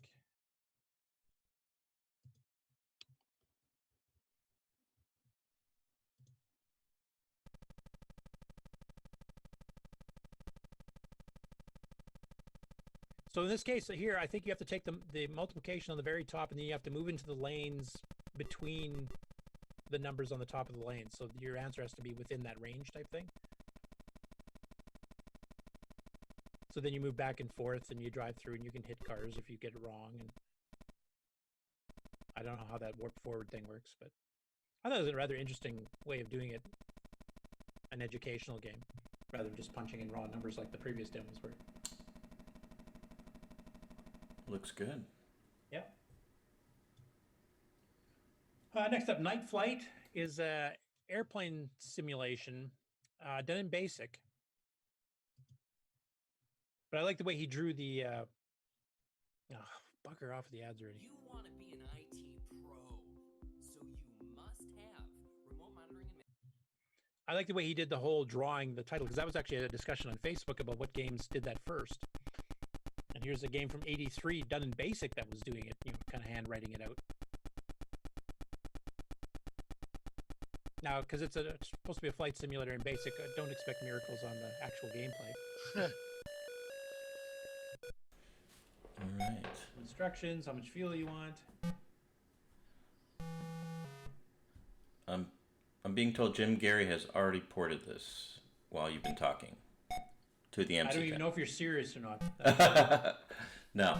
That could very well be true, for all I know.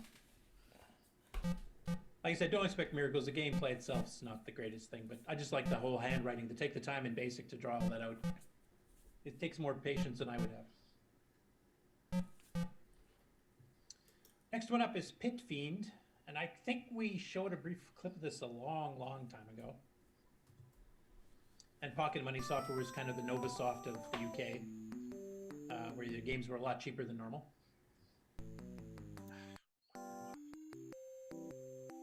A bit of a musical interlude to start. Little ragtime, Scott Joplin. Yeah. And it randomly generates the maze, and then it throws you in it, and away you go. Oh, yeah. I think we've talked about this game before. Yeah, so you collect pieces, and you go up and down levels and stuff here. So it's actually a fairly... It's a maze game, basically, but it's a pretty intense one, and fairly large, too. So fair bit of replayability. It randomizes the maze, from what I can tell at the beginning there somewhat, so it's not the same game every time. And so the replayability is good on that, too. So color set is pretty good here. Looks like Charlie Chaplin.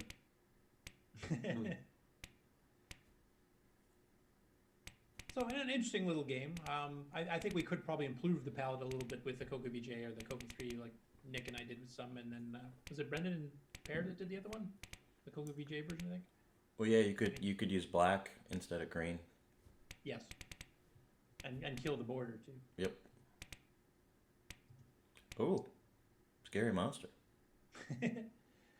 Next up is Photo Finish. This is a basic horse riding game with some memo routines, just for a little bit of music at the beginning and then to do some scrolling. We showed a horse racing game, or horse betting game, I think it was earlier, which is basically just low res graphics. This actually uses high res, so it looks a little more impressive. And do we assume all of this is on the Dragon Archive, worldofdragon.org? I think most of it is. I'm not sure if everything is. There's one or two that I tried to find before that actually weren't. So I got to find out where Jim's getting all these images from. There's your prices for betting on the horses, etc., and then you get to the actual race up here.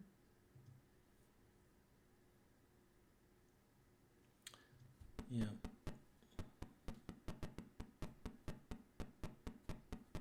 Animation could have been a bit smoother for the horses running, I think, instead of this kind of choppiness, but the overall looks actually pretty good. Yeah. Most of the ones I've seen have been like, semi-graphics 4, so it's just like a couple of blocks of a color or something represents a horse, but this actually looks pretty decent. If it ran at a smoother clip, animating the horses like that right there, ooh, then it actually looks pretty decent as an animation. Next up is Pedro. That's the title screen. Mm-hmm. Great graphic. Oh, this is That's the flower game. This is the flower game again. Oh, I played this on the Coco before. Yeah. Yeah, it's been ported to the Coco. This one I had a while ago too. And I'm trying to remember, what was the mission here? You had to grow the flowers or something? Yeah, and some bugs will come and eat them. You have to plant Couple little flowers. walls and for the bugs. bugs. Yeah. Yeah. I used to play this game. I used to love this game. Oh yeah, I had this back in the day. I didn't know it was called Pedro. The version I had didn't even have that title screen. That was new. Mine either. So there's dirt in the bottom. Oh yeah, and the seeds, box in the bottom. That's right. And then bricks to build the wall. It's a cool little game, though. Like you said, it's a pretty good distraction. And the color palette's actually pretty good. Yeah, I mean, green for, grass and ground works in this case, so. And bricks are red, that works too. All right. I think,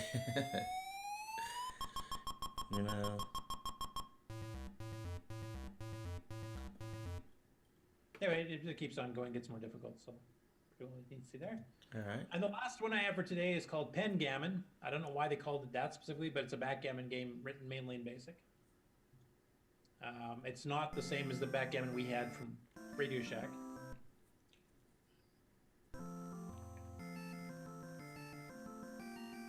Password, there's a bunch of directions and blah, blah, blah. Let's go to the graphics side. Here we go.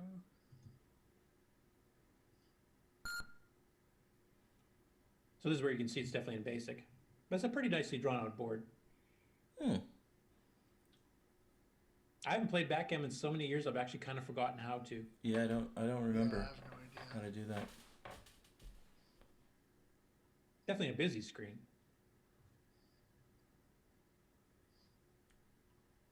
Anyway. Looks nice. That's all, right. all I have for this week. Like I said, if there's anything that came on to the news cycle this morning, I have no idea. So if you guys know anything, please feel free to Okay. pipe in and mention. We did have a couple late additions. All right. Well, why don't we go to Eddie's been waiting pretty patiently. So why don't we go to Eddie, and then if you have some additions to that, Mark, we can then go back to you. Eddie, are you out there? Yes, I'm there. Oh yeah. Let's. Why don't you go ahead and grab the screen and show us whatever you have going on. Well, basically, the only thing I can bring today, but maybe on another day I can set up something more something more relevant. But today, what I could show you is basically what a friend does with the electronics I can't repair. Mm-hmm. He's also quite a good repairman, so he also fixes old stereo radio and everything. So but he's doing these I'll use a flashlight because now the sun has set.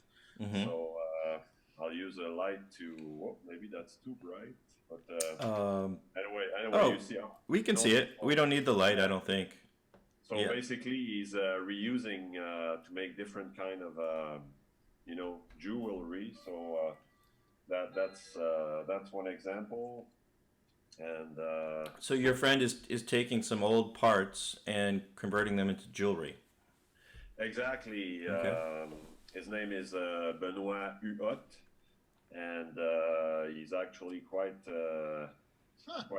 gifted. So you probably recognize some of those parts coming from hard drive. That looks like a golf tee. What is that?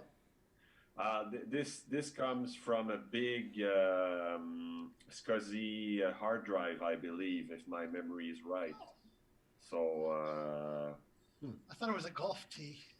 well, could be a little bit small, but and here's one last example I have.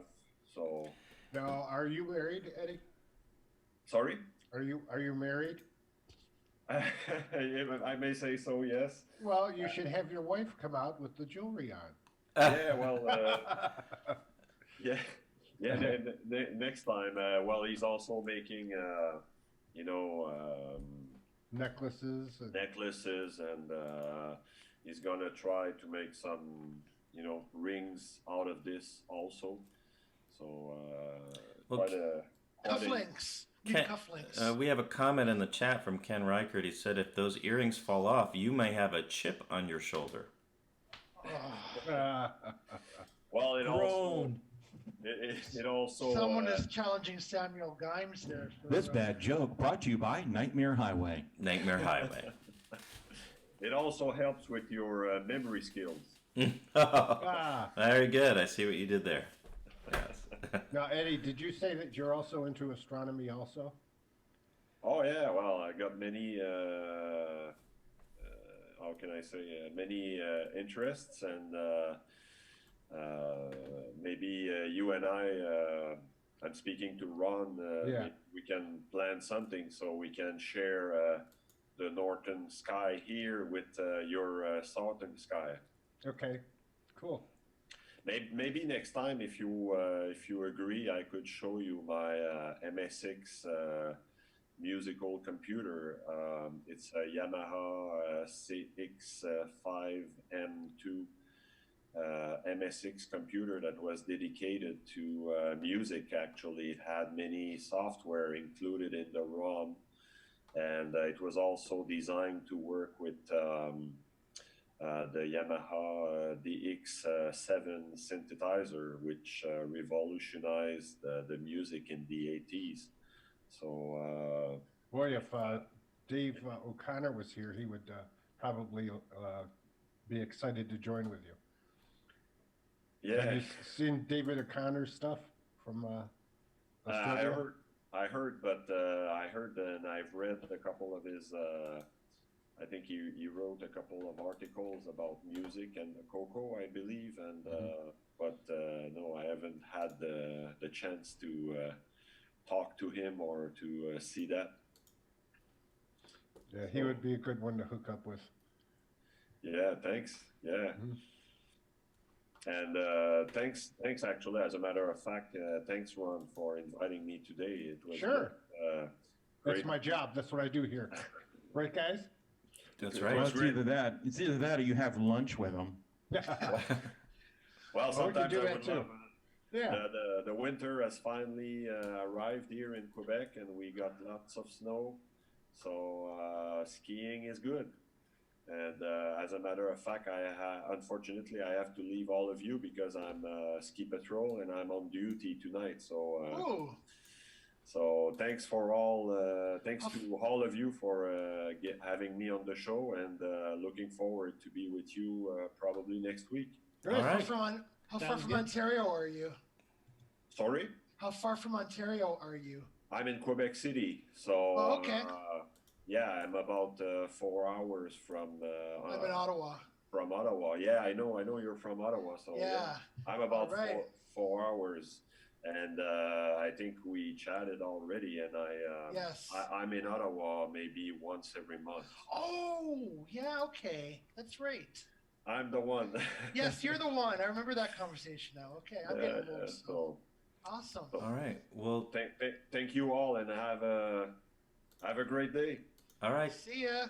You too. Thanks for popping by. Thanks for coming. Thank you, Eddie. And Curtis and Mark, are we going to talk about OVCC?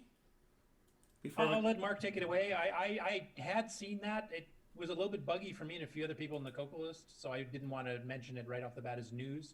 But as a preview, and the fact that the project's actually moving forward. Yeah, it sounds like, Mark, you didn't have some of the issues we did. So no, I installed the 201B of VCC and then copied the OVCC executable over the top, and I was able to load the MPI DLL and then load the floppy cartridge and the hard disk one, and actually start booting Nitrous 9.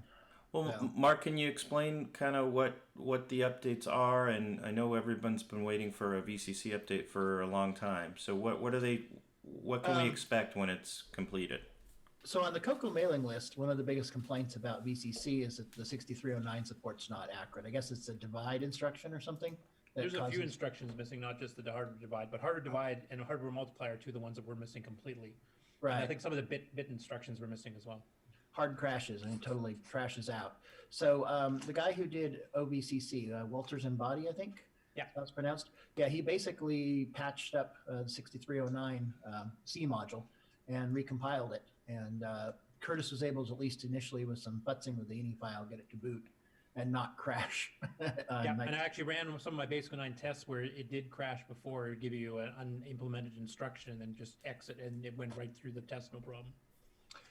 So a couple different people, Bill Pierce, I think, and a couple other people were trying it, and they were having problems with the menus. I didn't really notice the problem with menus. I was running on a 32-bit Windows 7 system with 2 gigs of RAM, and so I just installed a fresh copy of VCC 2.0.1b, and then just overwrote the executable with Walters, and it started up. I was able to load up all the stuff and get basically. Yeah, we were trying to determine if it was an OS related thing because I'm running 64-bit Windows 7, so I don't know if that had something to do with it. And some other people were running 64-bit Windows 10, and they had issues too. So maybe it's 64 versus 32 he's using. Maybe, yeah, because I was doing on a 32-bit Windows 7, so that might be. I'll do some more experimentation, but yeah. So yeah, at least I got to start up with the weird background color, the black and the blue and nitrous 9. Yeah, the palettes are still screwed on the VGG screen, but yeah, the biggest news on that is that the 609 core seems to be working. I haven't ran every single instruction to see if he's fixed them all properly, but definitely the hardware divide, hardware multiply is fixed and is running. That is a step forward for everybody. Yeah, well, ease of use beta, that was actually one of the things I was kind of trying to figure out myself what I was going to do with ease of use beta 5, because there is some basic 9 optimizations now that will break the old version of VCC and will not run at all. And if you have a packed program, like some of the games and stuff are, they will also crash. So I was trying to think, should I just drop support for VCC until something happens? I may not have to worry about it anymore. Mm-hmm. So that's encouraging. Let's see, other late news items that I pulled off of Discord this morning. Yeah, I saw there is a new Coco and Joey, which we can do after the break. Exactly. And somebody was asking to be added to the Coco map. The Google map has people around the world. So that came up in Facebook. So we should see that. Look at it sometime. Yeah, I bet you there's a pretty large Australian contingent now. Yeah. I posted it in the Zoom chat if you want to link to that, Rob, and bring it up. Which one? The Coco and Joey? No, the Facebook request for the Coco map. Come on, guys. You all know Australia's not real. It's down under. I know that much. It's fake. But we're good actors. That's right. Nick is a great actor. Oh, okay. That is the okay. Yeah, I can share that. Cowabunga. They're basically in Pennsylvania, right? I am having some slowdown, maybe because I'm streaming. Do you want to pull that up, Mark? It's not. Oh, now it loaded. Hold on. Here we go. Okay, nobody in Romania yet. Hold on. Share. Cancel. Oh, cancel. How do I? Here we go. Share. Oh, I should not do this. This broke my whole system last time. So, if someone else wants to share that, I learned the hard way not to share my screen when I'm not gonna mess with it. So, Mark, do you have the ability to share it there? Or? Does anyone else want to throw up the Facebook link? One moment. Yeah, this is a professional operation in. That's right. In low gear, folks. It's in low gear, the granny gear. Where is the new Coco and Joey, by the way? While we're waiting on the map. You can probably find it at was it cocoandjoey.gracenote.ca. Oh, okay. My apologies. Normally I would have this stuff all queued up here, but has anyone noticed the raging fire behind me? Yeah, you should put that up before your monitor gets wrecked. Yeah. There we go. Oh wow, there's quite a few up in there we go. Europe now. Yeah. Now Barcelona, is that Paris Surat, I would presume? Good question.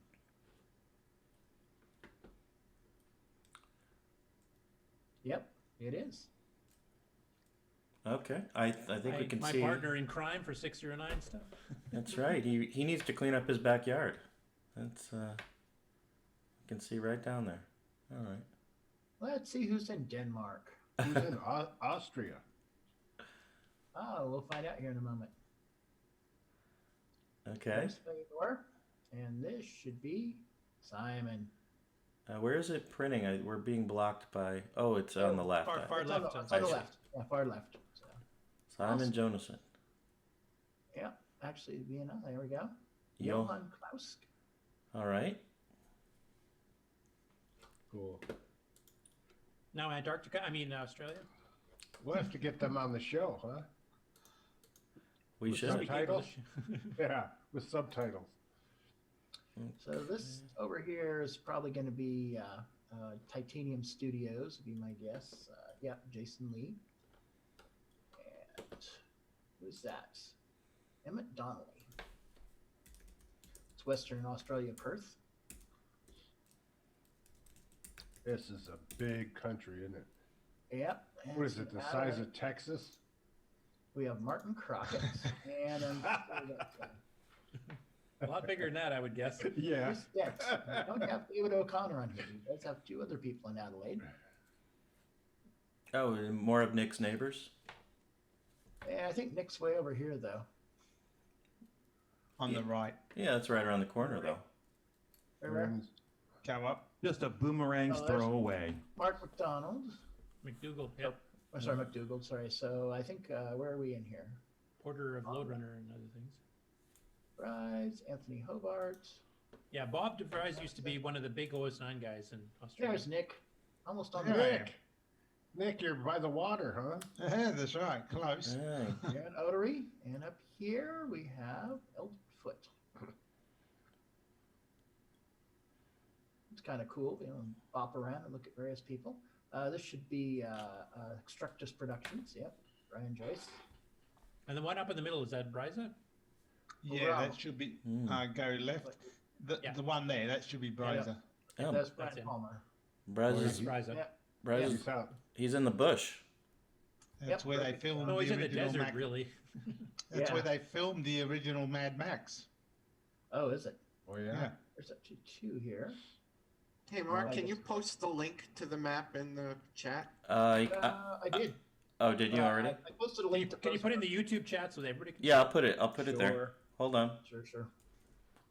Hold on. Otherwise, it's just private to us. That doesn't help anybody else. Hey, Nick, have you ever been to Tasmania? No, I haven't. Are there any devils over there? The Tasmanian devils, there's some, yeah. What exactly are they? It's like a big dog. Oh, is it really? Yeah. People in the Philippines do. They don't spin like in a cartoon, I don't think. They don't make a little tornado when they run? No. No. Only if they have bad gas. Should do South America since it's here. So you say you've never been there? No, I haven't. Yeah, we were trying to track down a software author from Tasmania who actually made a program that Nick and I are both interested in too, but we can't seem to find him. Oh. There's Diego in Uruguay, and there's somebody in Buenos Aires, Argentina. Well, I wonder, is that cold down there, do you think? It's summer right now. It's summer down there right now. Yeah, but I mean in the winter. Because It's the coldest part of Australia, because it's right down the south. Yeah, I mean, Australia right now, like, what have you been sitting at, Nick? 100, 104, 102, something right now? And Fahrenheit, yeah, we had that yesterday. Stinker of a day. Got people in Colombia too. No, the guy in Puerto Rico, I wonder if he got wiped off when that hurricane came through. Luis Garcia. Somebody in Costa Rica also, Chester Patterson. Ah, and then here's Florida. Yeah, there's some Stevie guy lives there some- somewhere, I think. Down here. There's Vince, West Palm Beach. Oh, Port St. Lucie. Oh. It's not even Steve. No, well, I think it's this camera right here. Where's Yeah. Paul Shoemaker? He had joined earlier today. Want to acknowledge him. Thanks for joining earlier, Paul. Isn't he living up north somewhere? No, he lives in Texas. Oh, really? Oh. And then we've got John Laurie just joined the panel as well. Hey, John. Hey, how's it going, guys? Hey, John. Hey, John. Hey, John. Howdy. Right? Yeah, anybody who's watching today who's not on the map there, if you want to kind of join up and hit the Facebook group as we put in the link to it in the YouTube chat, should be showing up in the other chats too, and on the recording. Please feel free to join so we can kind of see where everybody's located. And you might find some fellow Coco people nearby you, and have a mini club meeting over coffee or something. Of course, if you go to Saskatchewan, it's pretty thin. There's this guy in Saskatoon and somebody to the east of him. And yeah, who's in Regina? Good question, Denny Wilson. Oh, okay. You say there's in the YouTube chat or? Yeah, there's a link to the Facebook map of everybody. Sean Wheeler and D. Bruce Moore and Winterpeg. I am not seeing it here. Did I do it right? Oh, Yeah, I it's- see it in the YouTube chat. It's posted. It's from OG Stevie Strobe. That's right. Who's that guy in Portland? That's actually me. There's nobody in Portland. Is Glenn Soggy on the map? I don't know if he joined the map or not. Because he's I don't in know. Oregon too. Yeah, no, I'm the only one that's listed in Oregon. Okay. I know that He's not active in the community, but I mean, as one of the image producers, we've interviewed him before. So, Alright. and he retired from Chicago and just moved to Oregon a year or two ago, I think. Mr. Inman, are you from California? Mr. Inman. I don't know if I'm on the map or not on the map, or I Or wouldn't your be old in address or your new address? Or... my old address, new address. I don't know. Those are probably what? Steve Bjork, Wayne Campbell. Yeah. Mark Blair. Yep. Can somebody post the link in the YouTube chat or something? I did already. It's there. I'm looking at it in the YouTube chat right now. That should be the last entry. It's right after you said, "Can someone let me in the meeting?" Yes. The Facebook link?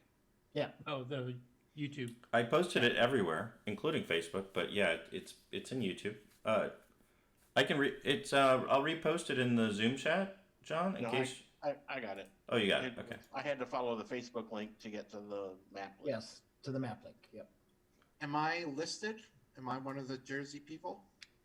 You can be if you're not. I don't even know if I'm. I put myself in the Facebook group, but Oh, okay. Yeah. I mean, I don't. This is a Google map, though, isn't it? Yeah, this is a Google map. I've got my Facebook pretty locked down, so I don't even know if I have my location. because I'm I right had a where heck of a time getting on the map, so I don't know who adds them, but I had a heck of a time getting that done. Stevie does. Stevie. Yeah, I'm not listed because I'm right where that number 36 is. That Facebook link he posted says Above Long Branch. I'm give him in their Petersburg. Yep. So That's yeah. where I am. All right. think Well, It's gonna- respond to the Facebook. Yeah, I did. Yep. How do you add yourself to the? You map? don't. There's a couple of people who are in charge Message of Stevie. Yeah. Post on the thing and we'll tell Stevie to check the Facebook So if thread. you'd like to be on the map, hit me up with your name, city, state, zip code, or your country's equivalent. That's to Stevie. Okay. Do we want to, Mark? Can you pull up Joey and Coco while you're? Is that Nick? Yeah, I probably can here. Nick? Me? Yes? Yeah, was that you who said send you the name and all that stuff? Yes, to Steve Strobridge. Send your... Yeah, post it in the Facebook group. Yes. You can also send any complaints to Steve Strobridge about the show. Threats. Particularly today, since he's not here to defend himself. Is it Joey and Coco? Yeah. Yeah, there we go. For some reason, there's been no doorbell today when people are joining, so I apologize for those of you who've had to wait. Okay, so that was Coco, Joey and Coco number 1. This is one we're supposed to be looking at today. What are these black things? Now that I hope this is going in a good place. Okay. What You will have to read it out for the audio podcast listeners. though. Audio podcast. What are these? I'm trying to. Okay, is that get that off the screen there? No, go away. Okay, so I get to narrate it, huh? Okay, first frame of the cartoon. So Joey is talking to his Coco. He says, "It's the new Radio Shack computer catalog. Now that you have a color TV, it's time for some upgrades." Wait a minute. What? Wait a minute, what? That's not matching what I'm seeing. He's right. Oh, he's Okay. right. That's He's right. Keep going. All right. Okay, second frame. So Joey's looking in the catalog, says, "Let's see, extended color basic is $99 plus installation. Oh, and it needs a 16K upgrade for just $119 plus installation." And then he says, "That's at least $250. And the Coco tells Joey, "Better aim lower, kid." And so he says, "Here, $4.95. Oh, it's a dust cover. Wait, what are these black $24.95 things?" And then it says, "Get them. Those are beauties." I'm assuming he's talking about game cartridges here. No, I think he's talking about Black Beauties. Black Memory Beauty. joysticks. Okay. Memory chips? Black Beauties. Joysticks. The cheapy analog joysticks. Oh yeah, the beauty should have given away. Sorry, I'm being retarded. Well, he's all. Yeah. If you look at a picture, he's holding it in his hand too. He's looking at the catalog. So. Oh, I thought it was the joystick he was holding. Oh, never mind. No, he's looking at the catalog. He's yeah. wishing. It's coming up on Christmas time. Okay, apparently we're having trouble interpreting this one. Bruce, sorry, Bruce. Yeah, Sorry, I think we'll have to have Bruce on next time to go through that. But he does much better at the dramatic readings. That's absolutely I knew it was right. joysticks, but I thought he was holding one. Everyone, Which would make sense. let's take a break and come back with some Commodore talk. Today is the World of Commodore in Toronto, and we've got a member of our community who's out there. And so let's take a break and be right back after these messages. All situations depicted in this trailer actually happened. This true story has been anonymized to protect the guilty.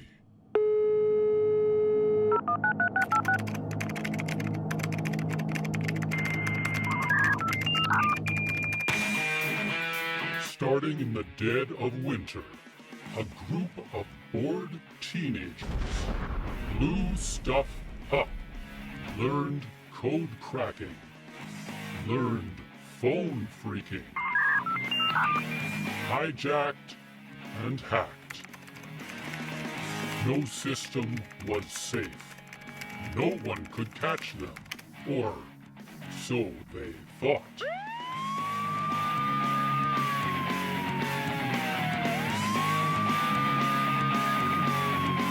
A true story at the dawn of the internet.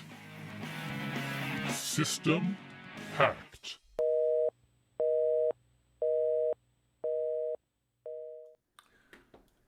And we're back.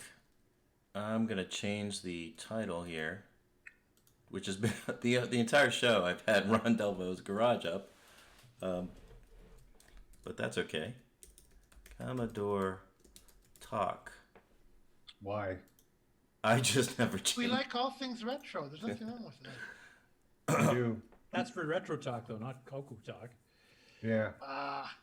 Not You into can it. mention though, because Jim is there, and I mean Jim. Does Yeah, like Jim CoCoTALK. is there, and I have a Coco tie-in for that.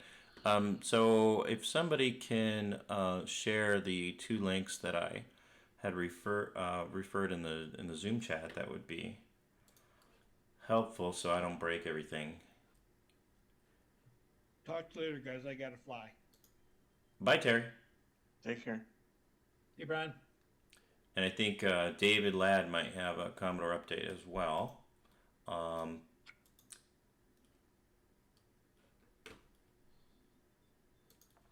So maybe Mark, I can deputize you again.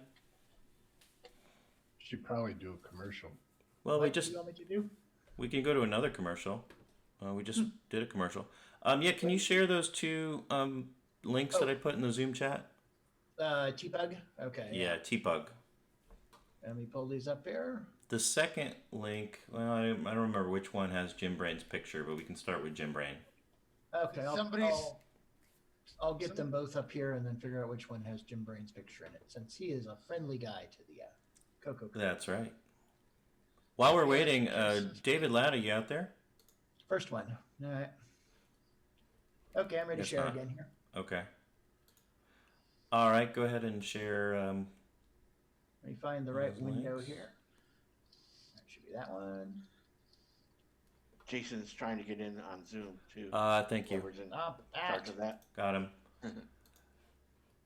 All right, so today is the World of Commodore 2019, and friend of the community, Jim Brain and Retro Innovations, is out there. And I thought we'd just kind of walk through what the...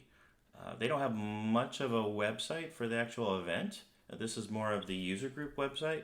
But if you start to pan down there, Mark, we've got we've got a company, JPPBM, who does Epic's joysticks, snapshot cartridges, and some software. We've got the Pet Users Group, Retro Innovations with Jiffy DOS, Easy Flash, and the 64 NIC network interface card.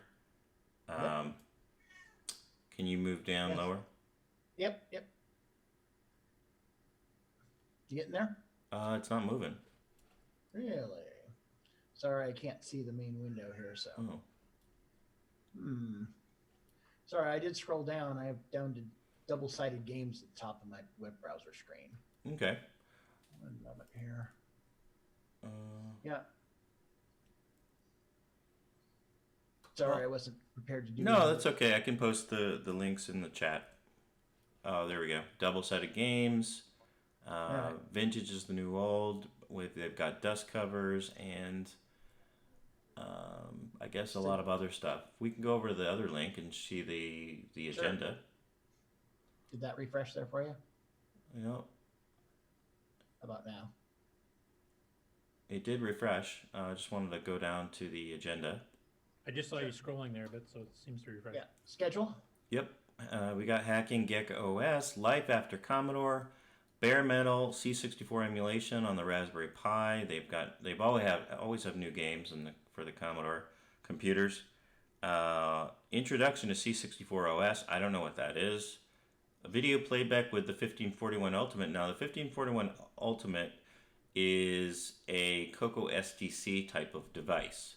So I'm guessing that will also do something similar to the way that yeah, we've had video playback that comes out of the CoCoSTC.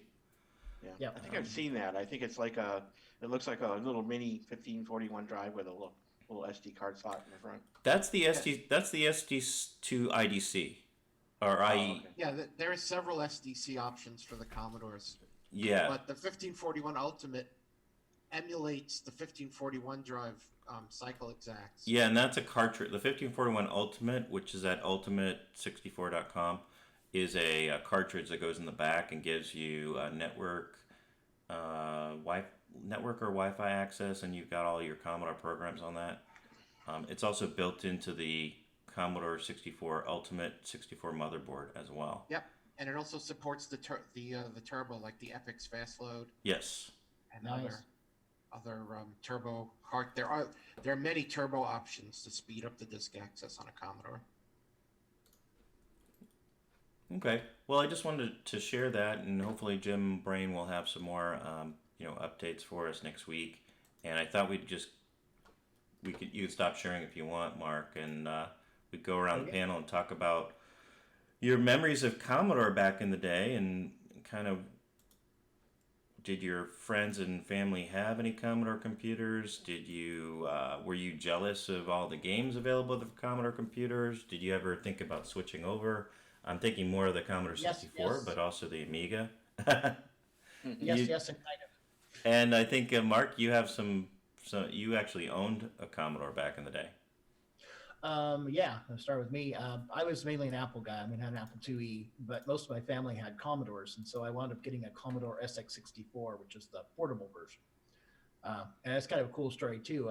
My dad was a high school teacher for a while, and one of his students went out after he graduated and went out, was working. He bought his own Commodore 64 and set up a bulletin board system, dial-up bulletin board system. And so he had bought the SX64 through Comb, which was a liquidator, for $388 plus shipping.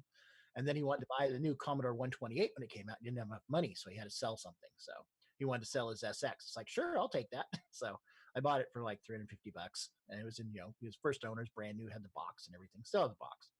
And it's got a little scuffed up now, but anyway. So I've had an SX64 since 1986. So that still wasn't that cheap back then. 300. No, it wasn't. No. $350. Oh no, Yeah. $86. But my family had Commodore SX64 and Commodore 64, so I could share software with them, and so I was envious of the graphics and sound. Man, it was just light years ahead of the Apple. It wasn't that bad for an SX64 because you had a 1541 drive built in, and you had the monitor, and you could basically just take the key. It's like a compact portable. Yeah. You put the keyboard up, clip it in, take it off the desk, set it on the floor when you're not using it. Yeah. Yep. Mine's sitting in the back room on the floor. 29 pounds luggable. It was a great little computer. Yeah, I had the chance at one. I didn't get it at the. But it was my second computer. I just my Apple was my main one. It's the one I word processed on, had the printer and all the stuff. The Commodore 64 is for messing around with. So anyway. Yeah. Everyone in my community had either an Apple or a Macintosh. I did have one friend who had a Commodore 64, and then when when I was over at his house, we would just play games because it was like the capabilities were so much more than I had with my color computer. But I never really thought about switching, especially after the Coco 3 came out and we had all these different graphics modes. But Well, that's why you're so touchy about my Coco 2 comment. No, it's just it just made me laugh, your comment. I'm not the only one. No. You know what? You know what made me laugh? Backups from Eddie. It's literally in this exact same case. Like Tandy didn't even bother to change the keyboards from the Coco Deluxe. The case is exactly the same. So why you would not want to have a Coco 3 capability is beyond me. But I get the nostalgia of it. Semi-graphics. No, I don't know. No. Yeah. It's a nostalgia factor. Yes. Well, pretty soon you'll have the Gimme X and you can play audio spectrum analyzer. Oh yes. Nick just likes being contrary. That's right. No, I don't. So, any other Commodore stories, David Ladd? I know you have a Commodore, and you're always learning from it, and mix and matching with your Coco projects, right? Oh yes, my recent stuff with the Commodore is thanks to input from different people. Strangely enough, in the Coco community that's also dealt with Commodore, I got my C64 finally fixed. Found out the PLA died, and it took the ROM chips with it. So after replacing the PLA and the ROMs, it works very nicely now. And then I've been doing some optimizations to the 1541 drives I've got. I've socketed the VIAs and the 6502 and the ROMs. Thanks to Jim, I got the Jiffy DOS licenses for my 1541s and C64. And I just got my switches in thanks to Jason, Coco Man, telling me to get some decent switches. He's the switch man, so why not ask the switch guy? So I'm planning on putting in switches so that way I can switch between the original kernel ROMs and the Jiffy DOS ROMs, because there are, well, like even on the Coco SDC DOS, there's a few compatibility issues where you need the original disk basic ROM. Well, same thing with the Commodore. So I'm putting in a switch to flip back and forth. Yeah, and Ken Reichert is saying the only thing his friends who had Commodores could do is play pirated games and type load 8.1, 8.1. Lodestar 8.1, yeah. Yeah, and there's some truth to that because there were so many games and that was primarily a game machine and you didn't have 80 columns. And I always wanted a computer that could get stuff done. And certainly... there's certainly a large crowd out there that likes to program 6502, and there's a million Commodore demos out there that really show people pushing the Commodore to the limits and amazing things that little engine that can do with the SID chip and the graphics. Really kind of helps boost up that slower processor. And my buddy had I have a friend, and we were bumping into each other all the time, so we just kind of absolutely became friends. And he was into Coco, I was into Coco, and I used to come over his house and we would play around on his Coco at his house. And his brother had a Commodore 64, and so we had access to it, and we could play. He had a bunch of games for it. We could play games on it, and we definitely liked the color computer a lot better because the disk drive, loaded a lot faster, and it was just there were a lot of things about the Coco that are better about the Commodore. It's like a 50-50. The Commodore's got its strong points. The Coco has its strong points. And but I always was impressed with the Commodore and really liked it. And even though the Coco is kind of like a first love sort of thing, I follow like Jan Vita and stuff like that in modern times now because the Commodore is definitely a really interesting machine. Absolutely. Yeah, Jan Well, Baked is one of the- good, and I like. I've been following the Gadget UK guy. He's Chris. He's funny. And the 8-bit guy is a Commodore guy at heart. Yep. And I'm following his Commander 16 project too. There are 80-column solutions for the Commodore. The 8-bit guy.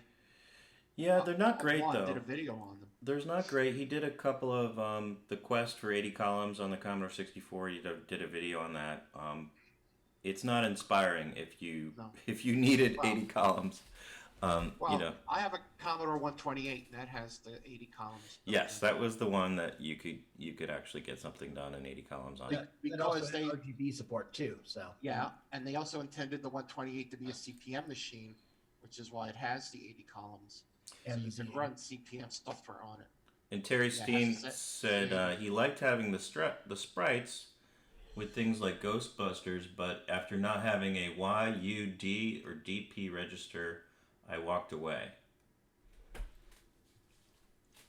Well, there's one of the things I wanted to see if anybody's tried yet.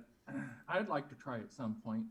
I'd like to use Boise's Liberator 09 in Jim Brain's 6502 to 6510 prototype board he's got. So I'd like to be able to take a 6809 or 6309, stick it in the Liberator, then stick it in that adapter, and then stick it in the Commodore 64. And rewrite the ROMs. Yeah, and actually try to use a powerful CPU with a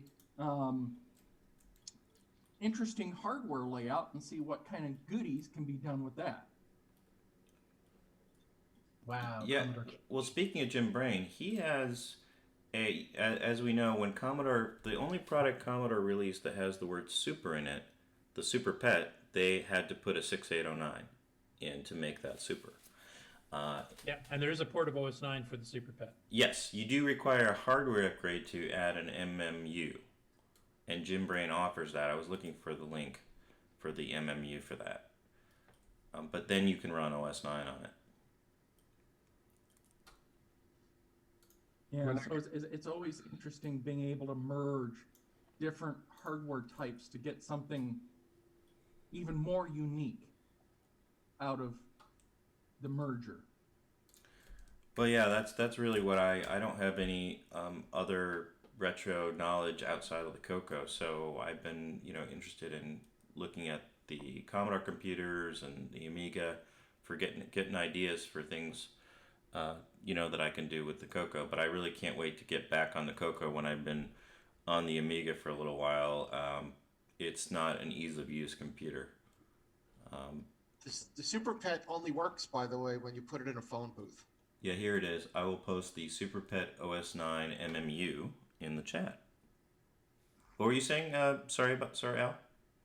I said the Super Pet only works when you put it in a phone booth. What? Let it change clothes. Oh, I see what you did. Yes, I see what you did there. That's true. But I have physical Commodores and physical Amigas, but I bought from Cloanto, Amiga Forever, and C64 Forever. Yes, you can buy legal ROMs from, they come, the software Amiga Forever includes a free stuff that, you can get the Amiga and the Commodore emulators for free. But if you do want to pay for Amiga Forever, you actually get licensed ROMs. So Yeah, well, you get a larger a number of machines. You get all the machines and all the OSs. The free version, I think, only gives you like a Commodore 1000 capability and Kickstart 1.3. There's a $2 ROM set on the Google Play Store so that you can run the Amiga emulators on your phone. Cloanto sells for $2 the ROM set. Okay. Well, I just thought the world of Commodore is happening. Jim Brain is our friend in our link to the Commodore world. It was. Well, I still have Commodore news, so don't. Oh yeah. What else you have, Al? Well, I mentioned a few weeks ago that I bought one of the Commodore 64 minis, Mm-hmm. which is basically like a Raspberry, an ARM computer. It's like a Raspberry Pi inside of a case that looks like a mini Commodore 64. Right. I couldn't get it to work with my TV. My TV in my bedroom didn't like my Chromecast. It didn't like my Raspberry Pi. It didn't like my Mac Mini with an HDMI adapter. And it didn't like the Commodore 64 Mini. So I had to do the reverse of what all you guys do. You know, like Jason sells the cable to hook up an S-cart adapter to the CoCo. I had to buy an HDMI to composite adapter to go the opposite way so that I could use the composite jacks on my TV, which of course are compatible and they work, to get the C64 Mini to work on my TV. And in fact, after the show today, I have to go track down a powered USB hub because the HDMI to composite adapter needs a USB port to power it, and then I need a USB port. There are only 2 ports on the Mini, so one is for the joystick.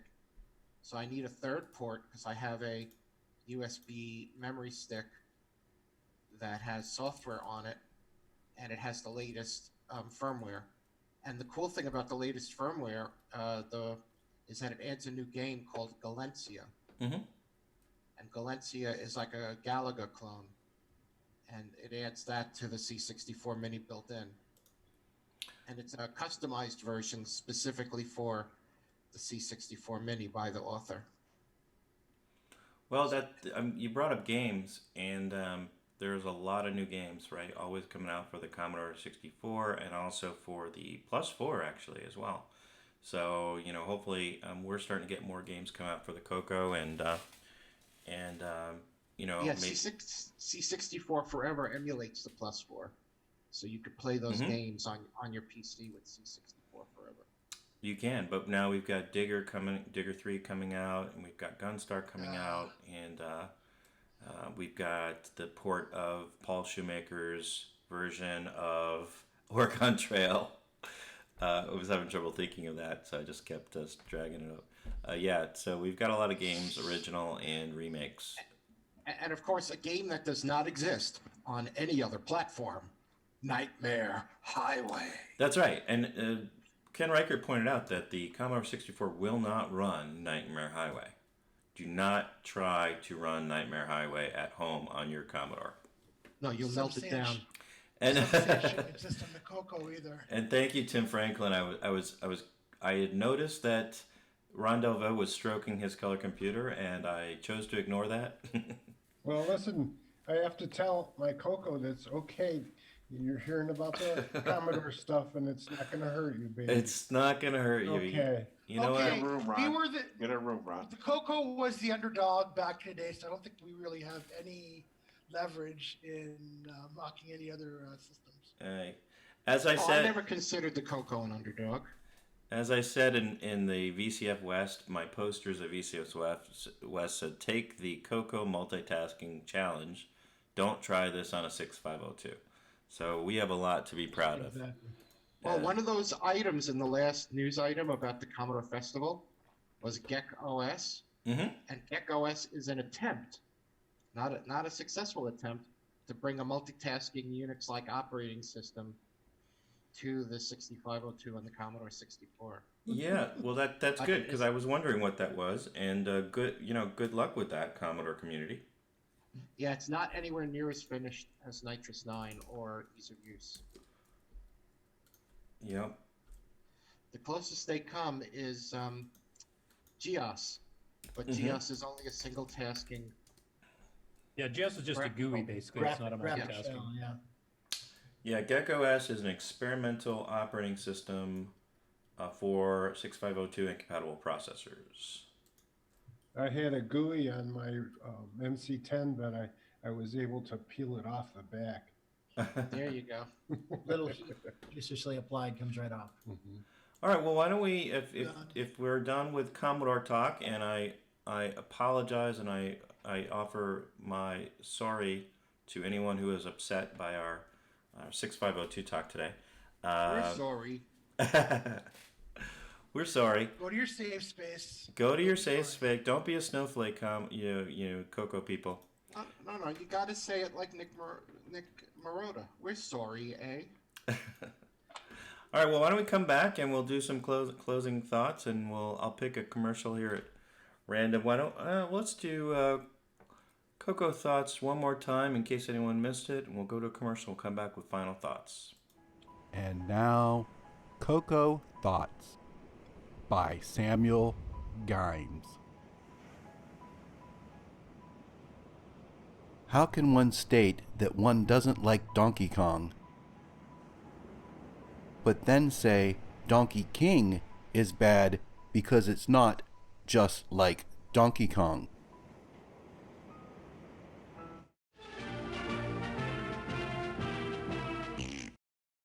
Hello, this is Grant Leedy with CoCoTALK. Got your Coco 3 yet? From the makers of the Switcheroo.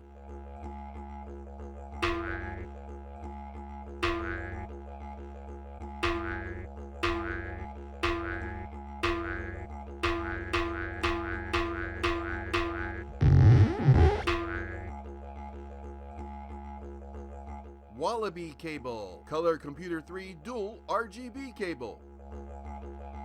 This concludes another episode of CoCoTALK, the world's leading live talk show featuring the Tandy Color Computer. For all things CoCoTALK, visit us on the web at CoCoTalk.live. We'd love to hear from you. Send feedback, suggestions, even segments via email to CoCoTalk at CoCoTalk.live. CoCoTALK is rocking the 8-bit world, keeping the Tandy flame alive. We may be mocked, but we'll never stop, 'cause CoCoTALK is rocking the 8-bit world.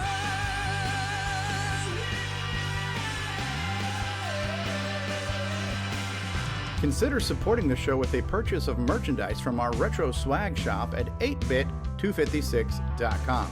If you'd like to become a patron of the show, click the Patreon link at our website at CoCoTalk.live. CoCoTALK is rocking the 8-bit world, keeping the Tandy flame alive. We may be mocked, but we'll never stop, 'cause CoCoTALK is rocking the 8-bit world. CoCoTALK would not exist without the community, its cast, crew, and contributors. Thanks go to Curtis Boyle, David Ladd, Mark Overholzer, Grant Leedy, Bruce Moore, Nick Marentes, Ron Delvaux, Rick Adams, Jason Reichert, Richard Lorbieski, Jim Brain, Tom C., Rob Inman, Mark Bosley, Brian Joyce, Ken Reichert, David O'Connor, Brian Weasler, Terry Steggy, Nick Marotta, John Strong, and many more, especially to Steve Bjork for production suggestions and James Different-Daffer for making my head explode.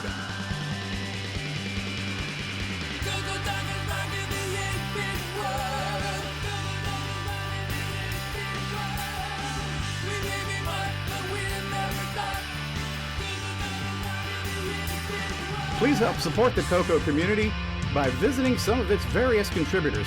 A list of resources is available at imacoconut.com. That's IMACOCONUT.com. The CoCoTALK theme song is copyright 2008 by D. Bruce Moore and Greg Sheeler. Mixed, mastered, and produced by D. Bruce Moore.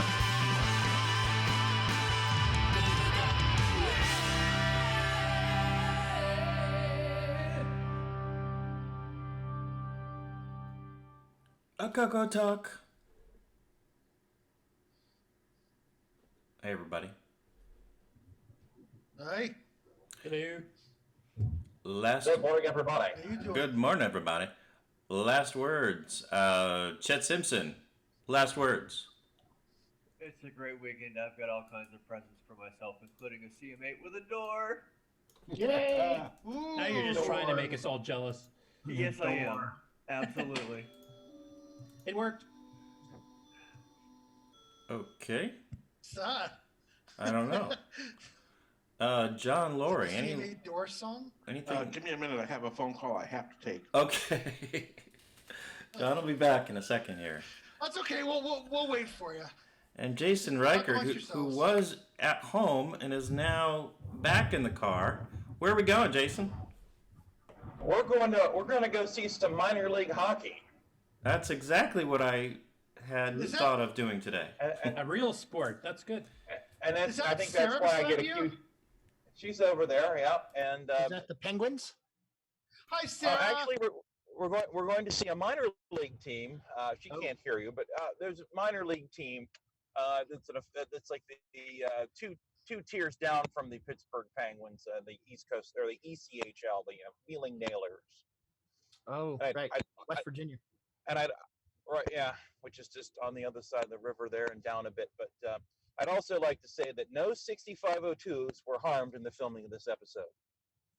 I certainly hope that. Oh, they were nicely petted and polished and worked with. Ladies and gentlemen, Mr. Creepy David Lamb.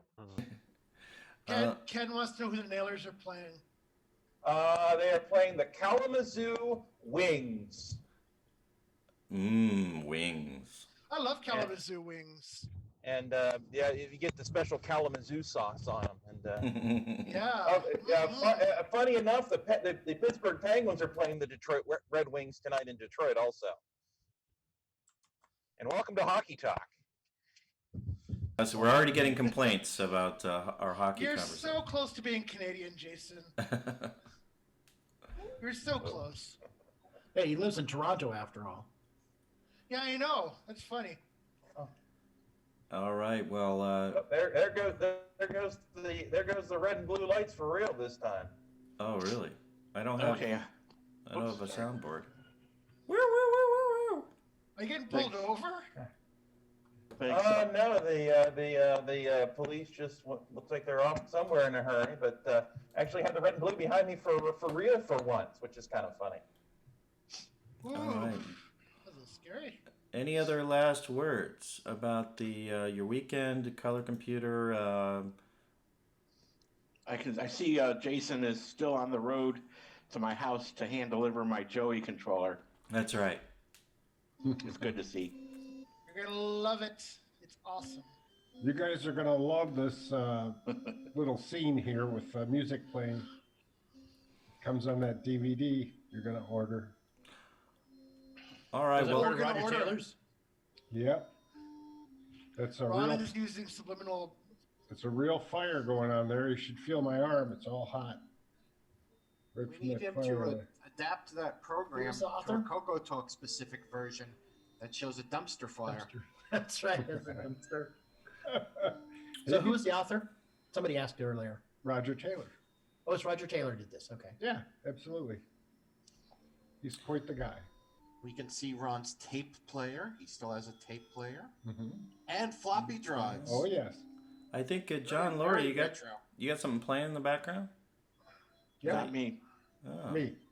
That's from the software player. Oh, okay. It plays 18 songs. Okay. All right. All Well. at the same time. All No, right. no. Well, No. I want to What thank. it sounds like on this end. Merry Christmas to all of you. And, Merry and it Christmas. does not require a From game all a of good night. cards. All right. Well, I want to thank Nick Marentes, Paul Shoemaker, Brian the Music Man, Shoebring, Ron Delvaux in his famous garage, Jason Reichard, Al Hartman from Jersey, Mark Overholzer, 6502 expert Mark Overholzer, John Laurie from Apple, Chet Simpson, Digger, creator of Digger, Nick Marotta, David Ladd, and in the yes, David. David always brings the enthusiasm. Any parting words, David? Oh, yes, everyone! Hug each other and let's make this a great Tandy Radio Shack color computer community. And let's let everybody else rejoice in our fellowship. Alrighty, and You have just a scared great off day. half the potential new members to the color computer community with that creepy. all right, I can hear people turning off their radios, as I say, and I want to thank Dave and Sharon Veery, Terry Steen. We've got Can Make It, the author of Nightmare Highway, Al Hartman, Jay Rimmy, James Jones, Al Hartman, Mark O, Al Hartman, Ken Reichert, Nimble, thank you for watching, Richard Lorbieski from boysontech.com, Tim Franklin, Ben Drakes was here. Hey, Ben. Nimble, J, Remy, Mark O, Mark B. I think Grant Leedy was out there somewhere, and thank you all for watching. I got one little minor update just to throw in. I just got an update from Yes, Discord. go ahead. Apparently, Google has started to fix the problem that's causing Discord not to work. And they said, we've started opening the floodgates and are letting users back in. Recovery is proceeding as planned. We'll continue to ramp up traffic levels and monitor. So they're gradually bringing people online. I just tried again. It didn't let me on, but this was only posted literally 5 minutes ago. So hopefully Discord will be back up later this afternoon. Okay, we've got breaking news on Discord. Where were you? I also want when Discord went down. Now, Rob, I have an agreement with Nick Marotta. You have to say his name at least as many times as you've said mine. I said, It's in my contract. Yeah, it is in your contract. I also want to thank Varmland. It says hi from Sweden. Thank you, Varmland. And we had Fred Dufas, of course. In chat today. Jerry Young. We had some late visitors as well. So hopefully I didn't forget everyone. Watch out for the furniture out there on the highway. Stay safe. And I have one other announcement too. I just remembered. Curtis! Oh my goodness. We're trying to get out of here. I didn't get my news gathered up properly earlier today because of everything going on. The Amigos, they have a monthly club meeting for their local West Virginia, and it's a general retro computer club for all machines. But they're having their meeting tonight. It'll be live streamed on Twitch on their page. And the Coco will be making an appearance for some of the gameplay. Just, randomly picked. Local time. I think it's about 6 or 7 Eastern, I think. Unfortunately, I can't look it up on Discord because I can't get to Discord. But that will be on this evening. It usually lasts a few hours. They mix and match. Like last time, I think they did a Coco. They did some Atari 1200 XL. They did a bunch of nice. The Coco 3 is coming down for sure, though, so there will be some Coco content on there. Okay, join Amigos Retros Gaming tonight, and stay tuned for Discord to get fixed. Ken Reichert is calling you El Colombo Boyle, since you always have one more thing. That's more of a Steve Jobs move, I think. Yeah. But there is one more thing. One more thing. All right. Are we ready to hit the button and put out this dumpster fire? Oh, yes. Yes, please. All of us. It's just one more thing. It's CoCoTALK with a smaller bezel. Oh, yes. All righty. We're out of here, everybody. Frank.